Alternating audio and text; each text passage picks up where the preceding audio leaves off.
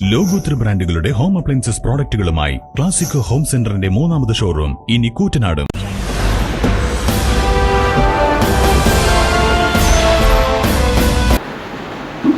തെരഞ്ഞെടുപ്പിൽ ഞാൻ ജനങ്ങളുടെ മുമ്പിൽ മുന്നോട്ട് വയ്ക്കുന്ന കാര്യങ്ങൾ നിങ്ങളുമായിട്ട് ആമുഖമായി പങ്കുവയ്ക്കാമെന്നാണ് വിചാരിക്കുന്നത്. തെരഞ്ഞെടുപ്പ് യഥാർത്ഥത്തിൽ നമ്മുടെ നാടിനെ ബാധിക്കുന്ന പ്രശ്നങ്ങളെക്കുറിച്ചുള്ള ഒരു സംവാദം നടക്കേണ്ട വേദിയാണ്. പലപ്പോഴും അതാണ് നടക്കുന്നതെന്ന് വെച്ചാൽ അതല്ല, വളരെ തെറ്റിയായിട്ടുള്ള കാര്യങ്ങളിലുള്ള തർക്കങ്ങളാക്കിയിട്ട് തെരഞ്ഞെടുപ്പിനെ ചുരുക്കാൻ ശ്രമിക്കാറുണ്ട്. പക്ഷെ കഴിയുന്നത്ര ജനങ്ങളെ ബാധിക്കുന്ന ഗൗരവമുള്ള പ്രശ്നങ്ങൾ, ആ പ്രശ്നത്തിലെ നിലപാടെന്താണ്, അതിലെന്ത് ചെയ്യും എന്ന് ലളിതമായി ആളുകളോട് സംസാരിക്കാനാണ് ഞാൻ നേരത്തെയും ശ്രമിച്ചിട്ടുള്ളത്. മറ്റു തെരഞ്ഞെടുപ്പുകളിൽ പാർലമെന്റിലേക്ക് മത്സരിച്ചപ്പോഴും ശ്രമിച്ചിട്ടുള്ളത്, ഇപ്പോഴും അതാണ് ശ്രമിക്കുന്നത്. ഇപ്പോൾ തൃത്താലയിലെ ഏറ്റവും പ്രധാനപ്പെട്ട പ്രശ്നം എന്താണെന്ന് ചോദിച്ചാൽ, ഞാൻ ഈ പ്രചരണത്തിൽ നിന്ന് മനസ്സിലാക്കിയത് കുടിവെള്ളക്ഷാമമാണ്. അത് രൂക്ഷമാണ്. ഒരർത്ഥത്തിൽ അത് അവിശ്വസനീയമായിട്ട് തോന്നി. കാരണം ഭാരതപ്പുഴ ഒഴുകുന്നു, അതിന്റെ ചാരയാണ് തൃത്താല കിടക്കുന്നത്, ഭൂതപ്പുഴയും വന്ന് ചേരുന്നുണ്ട്. അപ്പോ ജലസ്രോതസ്സുകളുണ്ട്, പക്ഷെ കുടിക്കാൻ വെള്ളമില്ല. എന്ന് പറഞ്ഞാൽ ജലത്തിന്റെ സ്രോതസ്സുണ്ടായിട്ടും കുടിവെള്ളമില്ല. അപ്പൊ കുടിവെള്ളം ലഭ്യമാക്കാനുള്ള പദ്ധതി ഇല്ലാത്തത് കൊണ്ടാണ് അതുണ്ടാവുന്നത്. അപ്പൊ ഞാൻ ജനങ്ങളോട് പറഞ്ഞു, എല്ലാവർക്കും പോയപ്പോൾ വലിയ പരാതിയായി, പ്രത്യേകിച്ച് സ്ത്രീകൾ. കാരണം ഇപ്പോഴും കുടിവെള്ളം എന്നത് സ്ത്രീകളുടെ പ്രശ്നമാണ് ഇപ്പോഴും. അപ്പൊ അതുകൊണ്ട് അവരെല്ലാവരും കൂടി കൂട്ടത്തോടെ വന്ന് എനിക്ക് പരാതി കൊടുത്തു. ഞാൻ അവർക്ക് ഉറപ്പ് കൊടുത്തിട്ടുണ്ട്, ഞങ്ങളുടെ പ്രചരണ വാക്യമാണ് നിങ്ങൾക്കറിയാം, ഉറപ്പാണ് LDF എന്ന്. ഉറപ്പാണ് LDF എന്ന് പറഞ്ഞാൽ LDF ജയിക്കുമെന്ന് ഉറപ്പ് മാത്രമല്ല, അങ്ങനെ അവകാശവാദം മാത്രമല്ല, അതിനേക്കാൾ പ്രധാനമായി ഉറപ്പാണ് LDF എന്ന് പറഞ്ഞാൽ ഞങ്ങൾ അതുകൊണ്ട് കൺവേ ചെയ്യാൻ ഉദ്ദേശിച്ചത് ജനങ്ങൾക്ക് കൊടുക്കുന്ന വാക്ക് പാലിക്കും എന്ന ഉറപ്പാണ് LDF എന്നുള്ളതാണ്.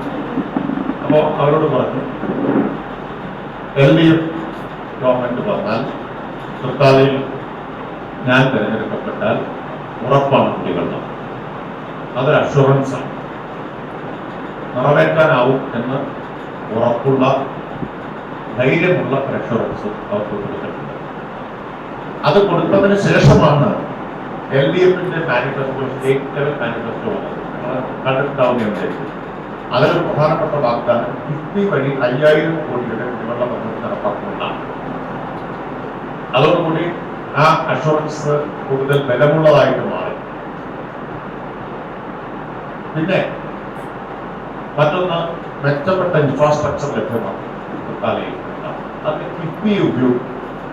കിഫ്ബി എന്ന് പറഞ്ഞാൽ ഇന്ത്യയിൽ തന്നെ മറ്റാരും പരീക്ഷിച്ചിട്ടില്ലാത്ത ഏറ്റവും ഇന്നോവേറ്റീവായിട്ടുള്ള ഒരു ആശയമായിരുന്നു. അതിനെ കാര്യക്ഷമമായിട്ട് പ്രയോഗത്തിൽ വരുത്തി. അത് ഇൻഫ്രാസ്ട്രക്ചർ ഡെവലപ്മെന്റിന് പണം കണ്ടെത്താനുള്ള ഏറ്റവും നൂതനമായ ഒരു ആശയം. ഇപ്പോൾ മറ്റു പലരും അത് കടമെടുക്കുന്നു. കേന്ദ്ര ഗവൺമെന്റ് പോലും കടമെടുത്തിട്ടുണ്ട്. ഏറ്റവും ഒടുവിൽ നിർമ്മലാ സീതാരാമന്റെ ബജറ്റിൽ DOP എന്ന് പറഞ്ഞാൽ ഡെവലപ്മെന്റ് ഫൈനാൻഷ്യൽ ഇൻസ്റ്റിറ്റ്യൂഷൻ കിഫ്ബിയുടെ അതേ മാതൃകയിൽ ആരംഭിച്ചിരിക്കുന്നു. അതേ മാതൃകയിൽ തന്നെയാണ് ആരംഭിച്ചത്. പക്ഷെ തൃത്താലയിൽ കഴിഞ്ഞ 5 വർഷം കിഫ്ബിയുടെ സാധ്യതകൾ ഉപയോഗപ്പെടുത്തുകയുണ്ടായില്ല. വളരെ ചെറിയ കുറച്ച് പദ്ധതികൾ മാത്രമേ വന്നുള്ളൂ. അനന്ത സാധ്യതയാണ് കിഫ്ബി ഇൻഫ്രാസ്ട്രക്ചർ ഡെവലപ്മെന്റിന്റെ കാര്യത്തിൽ ഉള്ളത്. അപ്പോൾ എന്റെ ഫോക്കസ് കിഫ്ബിയെ ആശ്രയിച്ചുകൊണ്ട് ഇൻഫ്രാസ്ട്രക്ചർ ഡെവലപ്മെന്റിനുള്ള വലിയ പദ്ധതികൾ നടപ്പാക്കലാണ്. നല്ല റോഡ്, പാലങ്ങൾ, 2 മേൽപ്പാലത്തിന്റെ പ്രശ്നമുണ്ട്. അതിലൊന്ന് നമ്മുടെ കരിയം, അവിടെ ഫുട്ഓവർ ബ്രിഡ്ജാണ്. സുശീലപ്പടി എന്ന് പറയുന്ന സ്ഥലത്തെ ആരോഗ്യം റെയിൽവേ ഓവർ ബ്രിഡ്ജാണ് ആവശ്യം. അതിന്റെ 2 മേൽപ്പാലം ആവശ്യമാണ്. ഞാനവിടെ പോയപ്പോൾ അവരോട് പറഞ്ഞു, KR നാരായണൻ 84 മത്സരിക്കാൻ വന്നപ്പോൾ കൊടുത്ത വാഗ്ദാനമായിരുന്നു ഈ മേൽപ്പാലം. ഞാൻ ആലോചിച്ചു, ഞാനന്ന് 8ാം ക്ലാസ്സിലോ 7ാം ക്ലാസ്സിലോ പഠിക്കാം KR നാരായണൻ മത്സരിക്കാൻ വരുന്നത്. ഞാനത് കഴിഞ്ഞ് 2 തവണ MP ആയി. ഇപ്പോൾ അസംബ്ലിയിൽ മത്സരിക്കുന്നു. ഇപ്പോൾ അതേ ആവശ്യം ആളുകൾ ആവർത്തിക്കാം. അപ്പൊ അത് നമുക്ക് കിഫ്ബിയിൽ ചെയ്യാം. യഥാർത്ഥത്തിൽ 5 കൊല്ലം മുമ്പ് ഈ ഗവൺമെന്റ് വന്നയുടൻ 10 കോടി അതിന് അനുവദിച്ചതാണ്. പക്ഷെ അത് നടപ്പാക്കാനുള്ള ഇടപെടലോ ഫോളോ അപ്പ് ഉണ്ടായില്ല. ബജറ്റിൽ തുക അനുവദിച്ചിട്ട് പോലും. എന്തൊരു അനുഭവമുണ്ട്, MP ആയിരിക്കുന്ന സമയത്ത് അകത്തറയിലെ മേൽപ്പാലം മറ്റ് ഇഷ്യൂ ചെയ്തു, സീരിയസ് ആയ ഇഷ്യൂ ചെയ്തു. അപ്പോൾ ഞാൻ 5 മിനിറ്റിലധികം എടുത്തു തോന്നുന്നു, ഞാൻ ചുരുക്കാം.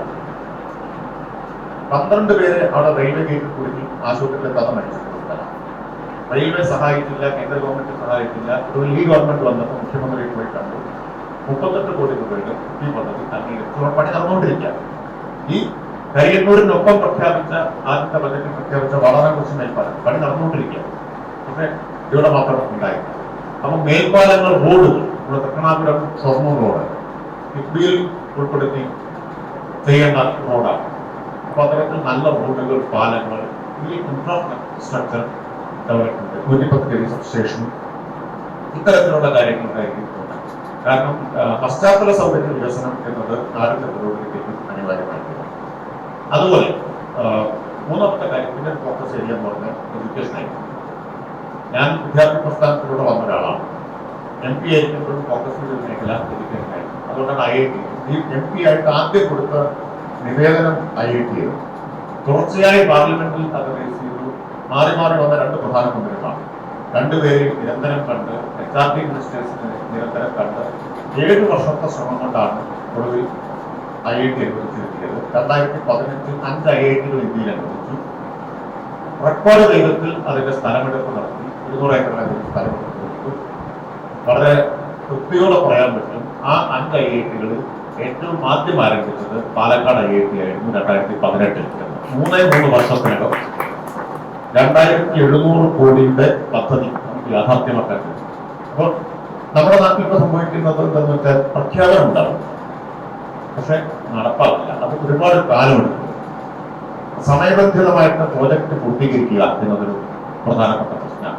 അന്നത്തിൽ നിർബന്ധമായിരുന്നു അടുത്ത പൊതുതെരഞ്ഞെടുപ്പിന് മുമ്പായിട്ട് IIT ക്യാമ്പസ് ആരംഭിക്കണം. അത് യാഥാർത്ഥ്യം 1 വർഷം മുമ്പ് 2018 തന്നെ ആരംഭിച്ചു. അതിനു മുമ്പ് തന്നെ ക്ലാസ് ആരംഭിച്ചു. അതിന് തടസ്സം വന്നപ്പോൾ വ്യക്തിപരമായി തന്നെ ഇടപെട്ടിട്ടാണ് അഹല്യയുടെ ക്യാമ്പസ് ലഭ്യമാക്കി കൊടുത്തത്. ക്ലാസ് ആരംഭിച്ചു. എഡ്യൂക്കേഷൻ ആണ് നേരത്തെ ഫോക്കസ് ചെയ്തിട്ടുള്ളത്. ഒരു scholarship, crowd funded scholarship MP ആയിരിക്കുമ്പോൾ നടത്താം. ഇപ്പോഴും തുടരുന്നുണ്ട്, MP എല്ലാതായിട്ടും തുടരുന്നുണ്ട്. ഇതിനകം ഏതാണ്ട് 60 ലക്ഷം രൂപ അങ്ങനെ സ്കോളർഷിപ്പായി +1+2 വിദ്യാർത്ഥികൾക്ക്, മെഡിക്കൽ ആയിട്ടുള്ള മെറിറ്റോറിയസ് ആയിട്ടുള്ള സ്റ്റുഡൻസിന് വിതരണം ചെയ്തു കഴിഞ്ഞു. കേരളത്തിൽ ആദ്യത്തെ ഒരു സംരംഭമാണ് ഇങ്ങനെ ജനപ്രതിനിധികളുടെ ക്രൗഡ് ഫണ്ടഡ് സ്കോളർഷിപ്പ്. അല്ലാതെ ഇപ്പൊ ഇൻഫോസിസ് ഫൗണ്ടേഷനൊക്കെ കൊടുക്കുന്നുണ്ട്. അത് ഇങ്ങനെയല്ല, അവർ വേറെ നിലയിൽ കൊടുക്കുന്നത്.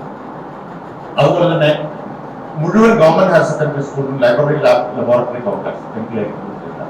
കാരണം ഏറ്റവും കൂടുതൽ സോഷ്യൽ റിട്ടേൺസ് കിട്ടുന്ന ഇൻവെസ്റ്റ്മെന്റ് എഡ്യൂക്കേഷണൽ ഇൻവെസ്റ്റ്മെന്റ് ആണ്. അതുകൊണ്ട് എഡ്യൂക്കേഷണൽ ഫോക്കസ് ചെയ്തു. പബ്ലിക് ഹെൽത്ത്, ഡയാലിസിസ് സെന്റർ ആരംഭിച്ചത് കേരളത്തിലെ സൗജന്യമായി പ്രവർത്തിക്കുന്ന ഏറ്റവും വലിയ ഡയാലിസിസ് സെന്ററാണ്. ഞാനത് ക്യാപ്റ്റൻ ലക്ഷ്മിയോടുള്ള ആദരവ് കൊണ്ട് അവരുടെ പേരാണ് അതിന് കൊടുത്തത്. അതുപോലെ 40,000 ഡയാലിസിസ് ഇതിനകം ഫ്രീ ആയി നടത്തിക്കഴിഞ്ഞു. 2ാമത്തെ ഡയാലിസിസ് സെന്റർ ഷൊർണൂരിൽ ആരംഭിച്ചു. ഹൈടെക് ബ്ലഡ് ബാങ്ക് മണ്ണാർക്കാട് ആരംഭിച്ചു. എഡ്യൂക്കേഷൻ, ഹെൽത്ത് കേരളത്തിന്റെ 2 സ്ട്രോങ് ഏരിയാസ് ഉണ്ടാവും. അതിൽ അത് ഫോക്കസ് ഉണ്ടാവും. പിന്നെ ടൂറിസം, കൾച്ചർ, അതായത് തൃത്താലതിന് വലിയ സ്കോപ്പുള്ള ഒരു സ്ഥലമാണ്. ഇപ്പോ പറയിലെട്ട് പന്തിരുപുരത്തിന്റെ ഐതിഹ്യമുണ്ട്. അതുപോലെ ദേശീയ പ്രസ്ഥാനത്തിന്റെയും നവോത്ഥാനത്തിന്റെയും വലിയ ചരിത്രം തൃത്താലയ്ക്കുണ്ട്. ആനക്കര വടക്കത്തെ തറവാട്, അമ്മു സ്വാമിനാഥൻ, ദേവി കുട്ടിമാളുവമ്മ, ക്യാപ്റ്റൻ ലക്ഷ്മി, മൃണാളിനി സാരാഭായ്, ഇങ്ങനെ ഒരു വലിയ ചരിത്രമുണ്ട് ആ തറവാട് തന്നെ. പിന്നെ കലയുടെ ഒക്കെ കേന്ദ്രമാണ്. വാദ്യകല പാരമ്പര്യമുണ്ട്. പൂമുള്ളിമന ഇവിടെയുണ്ട്. അതുപോലെ തൃത്താല കേശവ കുറുവാൾ മുതൽ പെരുങ്ങോട് ചന്ദ്രൻ വരെയുള്ള ഒരു പ്രതിഭാശാലികളായിട്ടുള്ള ധാരാളം കലാകാരന്മാരുണ്ട്. ടിപ്പുവിന്റെ കോട്ടയുടെ അവശിഷ്ടങ്ങളുണ്ട്. ജൈന വിഹാരമുണ്ട്. ജൈന വിഹാരം കേരളത്തിൽ ഒരു അപൂർവമാണ്. എന്ന് പറഞ്ഞാൽ നമ്മുടെ ഒരു ഈ ബഹുസ്വര സംസ്കാരത്തെ, ഡൈവേഴ്സിറ്റി, അതുപോലെ ഇത്ര മാത്രം റിഫ്ലക്ട് ചെയ്യുന്ന മറ്റൊരു സ്ഥലം പാലക്കാട് ജില്ലയിലുണ്ടെന്നത് സംശയമാണ്. അതിനെ നമ്മൾ ഉപയോഗപ്പെടുത്തണം. ഇതിന് നീണ്ട പുറയോരമുണ്ട്. ഇതിനെ ടൂറിസത്തിന് വേണ്ടി ആയുർവേദം വേറൊരു സാധ്യതയാണ്, ഉപയോഗപ്പെടുത്തണം. അപ്പോൾ സമഗ്രമായ tourism, cultural heritage eco tourism പദ്ധതി, ഒരു സർക്യൂട്ട് ആരംഭിക്കാറുണ്ട്. അതിനോടൊരു പദ്ധതി ഉണ്ടായിരിക്കും. അതാണ് ഒരു പുതിയ സവിശേഷമായ ഒരു ഡ്രീം പ്രോജക്റ്റ് എന്ന നിലയിൽ മുന്നോട്ട് വയ്ക്കുന്നു. അധികം പറഞ്ഞു കഴിഞ്ഞു, ബാക്കി പിന്നീട് നമുക്ക് സംസാരിക്കാം. പിന്നെ വിദ്യാഭ്യാസം, ഹെൽത്ത്, ടൂറിസം, പിന്നെ പബ്ലിക് സ്പേസസ്, അതൊക്കെ പ്രധാനമാണ്. പബ്ലിക് സ്പേസ് ഉണ്ടാവുക, കാരണം ആളുകൾ പണ്ടത്തെ പോലെയല്ല, ധാരാളം പുറത്തിറങ്ങാൻ തുടങ്ങി. അത് നമ്മുടെ സമൂഹത്തിന്റെ ഒരു ജനാധിപത്യവൽക്കരണത്തിന്റെ ഭാഗമാണ്. ഇപ്പോൾ പണ്ടൊക്കെ ഈ ഹോട്ടലുകളിൽ ഇങ്ങനെ പോയിട്ട് വൈകിട്ട് ഭക്ഷണം കഴിക്കുന്ന രീതിയില്ല. ഇപ്പോൾ ആളുകൾ ആഴ്ചയിൽ 1-2 ദിവസം ഹോട്ടലുകളിൽ നിന്നാണ് ഭക്ഷണം കഴിക്കുന്നത്. പുറത്തിലേക്ക് വരിക എന്നുണ്ട്. അങ്ങനെ വരുമ്പോൾ വന്നിരിക്കാൻ അവർക്ക് മറ്റേ അത്തരം വേദി ഇടങ്ങൾ ധാരാളം ഉണ്ടാകും. അതുപോലെ തന്നെ ആൾക്കാർക്ക് വ്യായാമം എന്നൊരു പ്രധാനപ്പെട്ട ആവശ്യമാണ്. അപ്പൊ അതുകൊണ്ട് ഞാൻ പാലക്കാട്ട് പരീക്ഷിച്ച ഒന്ന് ജിംനേഷ്യം, ഓപ്പൺ ജിംനേഷ്യം, ഡൽഹിയിൽ നിന്നാണ് ആ ആശയം പകർത്തിയത്. അവിടെ കണ്ടിട്ടുണ്ട് ഇതുകൊണ്ട് പാലക്കാട്ട് നോക്കുക. ആദ്യം അവിടെ ഓട്ടമൈതാനത്ത് ആരംഭിച്ചു. ഭയങ്കരമായ സ്വീകാര്യതയാണ്. ആയിരക്കണക്കിന് ആളുകൾ ഇപ്പോഴും ഉപയോഗിച്ചുകൊണ്ടിരിക്കുന്നുണ്ട്. പുലർച്ചെ 4 മണിക്ക് ആരംഭിച്ച രാത്രി 11 മണി വരെ ഉപയോഗിക്കുന്നുണ്ട്. അപ്പോൾ അതിൽ നിന്നുള്ള ഒരു ഇൻസ്പിറേഷന് കോൺസ്റ്റിറ്റ്യുവൻസിയിലെ 12 സ്ഥലങ്ങൾ ആ ജിംനേഷ്യം ആരംഭിച്ചു. നാട്ടുപുറത്തൊക്കെ നന്നായിട്ട് ആൾക്കാർ ഉപയോഗിക്കുന്നുണ്ട്. തൃത്താലയിൽ ചുരുങ്ങിയതൊരു പഞ്ചായത്ത് ഒരു ഓപ്പൺ ജിംനേഷ്യം എന്നതാണ് ലക്ഷ്യം വയ്ക്കുന്നത്. ചുരുങ്ങിയതൊരു പഞ്ചായത്തിന്റെ, കാരണം എല്ലാവർക്കും വ്യായാമം ചെയ്യണം. ചെറുപ്പക്കാർക്ക് മാത്രമല്ല, പ്രായമായവർക്ക്, സ്ത്രീകൾക്ക്, ജെൻഡർ ന്യൂട്രൽ എന്ന ഒരു കോൺസെപ്റ്റാണ് മുന്നോട്ട് വയ്ക്കുന്നത്. അതുപോലെ തന്നെ പാർക്കുകൾ, അങ്ങനെയുള്ള ഓപ്പൺ സ്പേസസ് ധാരാളം ഉണ്ടാവണം. എല്ലാവർക്കും വന്നിരിക്കാവുന്ന ഇടങ്ങൾ. ആളുകളെയൊക്കെ വേറെ വേറെ കള്ളികളാക്കി തിരിക്കാൻ ശ്രമിക്കുമ്പോൾ അങ്ങനെയല്ല. ആ കള്ളികളൊക്കെ ഭേദിച്ച് എല്ലാവർക്കും വന്നിരിക്കാവുന്ന തുറസ്സുകൾ സൃഷ്ടിക്കുക. അത് ഫിസിക്കലായിട്ട് ഉണ്ടാവണം. എന്താ പറയുക, നമ്മുടെ ആളുകളുടെ മനസ്സും കൂടുതൽ തുറസ്സുള്ളതായിട്ട് മാറാൻ ഇത് സഹായിക്കും. തീർച്ചയായിട്ടും കോവിഡ് ജനകീയമായി കേരളത്തിൽ കഴിഞ്ഞ 5 വർഷക്കാലങ്ങളുടെ വികസന പ്രവർത്തനങ്ങളുടെ തുടർച്ച ജനകീയമായിട്ട് നടക്കാൻ ആഗ്രഹിക്കുന്നു എന്നതിന്റെ ലക്ഷ്യം കൂടിയാണ് നമ്മൾ ചർച്ച. പ്രിയപ്പെട്ട രാജേഷോട് ഞാനൊരു ചെറിയ ചോദ്യം ചോദിക്കാൻ മണ്ഡലത്തെ സംബന്ധിച്ചു. കേരളത്തിന്റെ വിദ്യാഭ്യാസ രംഗത്ത് ഹൈടെക് വിദ്യാഭ്യാസം എന്ന രീതിയിൽ അറിയപ്പെടുക ഇന്ത്യയിലെ ആദ്യത്തെ ഡിജിറ്റൽ സംസ്ഥാനമാണ് ഇന്ന് കേരളം. എല്ലാ യോജനകളിലും 140 യോജനകളുണ്ട്. ഈ തരത്തിൽ വിദ്യാലയങ്ങൾ മാറിക്കഴിഞ്ഞിരിക്കുകയാണ്. പ്രത്യേക യോജനകളിൽ തുടർന്ന് ആ മണ്ഡലത്തിലെ വിദ്യാലയങ്ങൾ എങ്ങനെ കൊണ്ടുപോകുമ്പോൾ ഏത് രീതിയിലുള്ള അക്കാദമിക് ആക്ടിവിറ്റികളാണ് വരുന്ന 5 വർഷം പ്ലാൻ ചെയ്യുന്നത്? വികസനത്തിന്റെ അടിത്തറ, പുതിയ തലമുറകളെ വാർത്തെടുക്കുക എന്നുള്ളതാണ് വികസനത്തിന്റെ അടിത്തറ. അത് ഏറ്റവും ആധുനികമായി മാറണം എന്ന അർത്ഥത്തിൽ എന്ത് ചെയ്യാനാണ് സർ രാജേഷ് ഉദ്ദേശിക്കുന്നത് എന്ന് പറയാം. ഒന്ന്, എന്ത് ചെയ്യാനാണ് ഉദ്ദേശിക്കുന്നത്, അതിന്റെ പ്രായോഗിക വിശദാംശങ്ങൾ വിദ്യാഭ്യാസ മേഖലയിൽ പ്രവർത്തിക്കുന്നവരുമായിട്ട് കൂടി ചർച്ച ചെയ്തിട്ട് രൂപപ്പെടുത്തേണ്ടതാണ്. ഞാൻ എന്റെ ഒരാശയം അടിച്ചേൽപ്പിക്കുക എന്നുള്ളതല്ല. ജനാധിപത്യപരമായിട്ട് ധാരാളം ആശയങ്ങൾ നമുക്ക് ഉണ്ടാവണം. യഥാർത്ഥത്തിൽ ഇന്ന് ഞാൻ ഇവിടെ ഇരിക്കുന്നതിനാണ്, ഞാനിങ്ങനെ പറയാൻ വേണ്ടിയിട്ടല്ല, നിങ്ങളിൽ നിന്ന് സ്വീകരിക്കാൻ വേണ്ടിയിട്ടാണ്. നിങ്ങളുടെ അഭിപ്രായങ്ങൾ, ആശയങ്ങളൊക്കെ കേൾക്കാൻ വേണ്ടിയിട്ടാണ്. അതുകൊണ്ട് ഞാൻ അധികം സംസാരിക്കുന്നില്ല. അപ്പൊ അങ്ങനെ ഒരു ചർച്ച നടത്തി, ഒരു ഇന്ററാക്ഷൻ നടത്തി, ഒരു കാഴ്ചപ്പാട്, മൂർത്തമായ കോൺക്രീറ്റ് ആയിട്ടുള്ള ഒരു കാഴ്ചപ്പാട് രൂപീകരിക്കും. അപ്പൊ പ്രധാനമായിട്ടും ഒരു കാര്യമില്ല. ഒന്ന്, ഇൻഫ്രാസ്ട്രക്ചർ ഡെവലപ്മെന്റിന് സ്കൂളുകളുടെ. 2, സ്കൂളിന്റെ അന്തരീക്ഷം ആകെ മാറ്റുക എന്നുള്ളതാണ്. ഒരു നടക്കാവ് മോഡൽ നമ്മുടെ മുന്നിലുണ്ട്. പ്രദീപ് കുമാർ MLA നടപ്പാക്കി. പ്രദീപിന്റെ SFI എന്റെ നേതാവായിരുന്നു. ഞങ്ങളെല്ലാം ഈ വിദ്യാഭ്യാസ രംഗത്ത് ഇടപെടാൻ പ്രേരിപ്പിക്കുന്നത് SFIയുടെ പ്രവർത്തനാനുഭവമാണ്. നടക്കാവ് സ്കൂളിൽ ഞാൻ പോയി കണ്ടിട്ടുണ്ട്. എന്റെ അഭിപ്രായം അധ്യാപകരെ എല്ലാം കൊണ്ടുപോയിട്ടൊരു സാധാരണ എക്സ്കർഷൻ പോയി ഇങ്ങനെ പോകേണ്ട ഒരു സ്ഥലമാണ് നടക്കാവ്. അതുപോലെ കാരപ്പുറമ്പ് സ്കൂളുകളെല്ലാം. ഒരു സ്കൂൾ എങ്ങനെയായിരിക്കണം എന്ന് നമ്മുടെ പരമ്പരാഗത സ്കൂൾ സങ്കല്പത്തെയെല്ലാം കീഴ്മയിൽ പറഞ്ഞിട്ടുള്ള ഒന്നാണ്. അപ്പൊ അതിന്റെ പ്രധാനപ്പെട്ട കാര്യം സ്കൂൾ അന്തരീക്ഷത്തെ മാറ്റുക, കൂടുതൽ വിദ്യാർത്ഥി സൗഹൃദപരമാക്കുക, സ്റ്റുഡന്റ് ഫ്രണ്ട്ലി ആക്കി മാറ്റുക. അപ്പൊ ആ നിലയിലുള്ള ഒരു മാറ്റം വരുത്തണം എന്നാണ് ആഗ്രഹിക്കുന്നത്. ബാക്കി പ്രായോഗിക വിശദാംശങ്ങൾ നമ്മൾ കൂട്ടായിട്ട് ചർച്ച ചെയ്ത് രൂപപ്പെടുത്തും. അതിൽ പ്രൊഫഷണലുകളായിട്ടുള്ള ആളുകൾക്ക് വലിയ സംഭാവന നൽകാനുണ്ട്. പിന്നെ എഡ്യൂക്കേഷണൽ സ്പെഷ്യലൈസ് ചെയ്തിട്ടുള്ള ആളുകൾ ഉണ്ടാവും. അവരുടെ ആശയങ്ങൾക്ക് വലിയ പ്രാധാന്യം. നമ്മളിവിടെ സജഷൻ ബോക്സ് പുറത്ത് വിട്ടിട്ടുണ്ട്. അപ്പൊ ഈ പരിപാടി കഴിയുമ്പോൾ അനോണിമസ് ഇപ്പൊ പറയാനുള്ളവർക്ക് ചോദിക്കുന്നത് പറയാം, അല്ലാത്തവർക്ക് സജഷൻ ബോക്സിൽ നമ്മൾ ആ സജഷൻസ് ഒക്കെ സ്വീകരിച്ചതുകൊണ്ട് അത് നമ്മൾ കമ്പയർ ചെയ്തിട്ട് പേപ്പർ എവാലുവേഷനൊക്കെ നമുക്ക് കൊടുക്കുന്നതാണ്.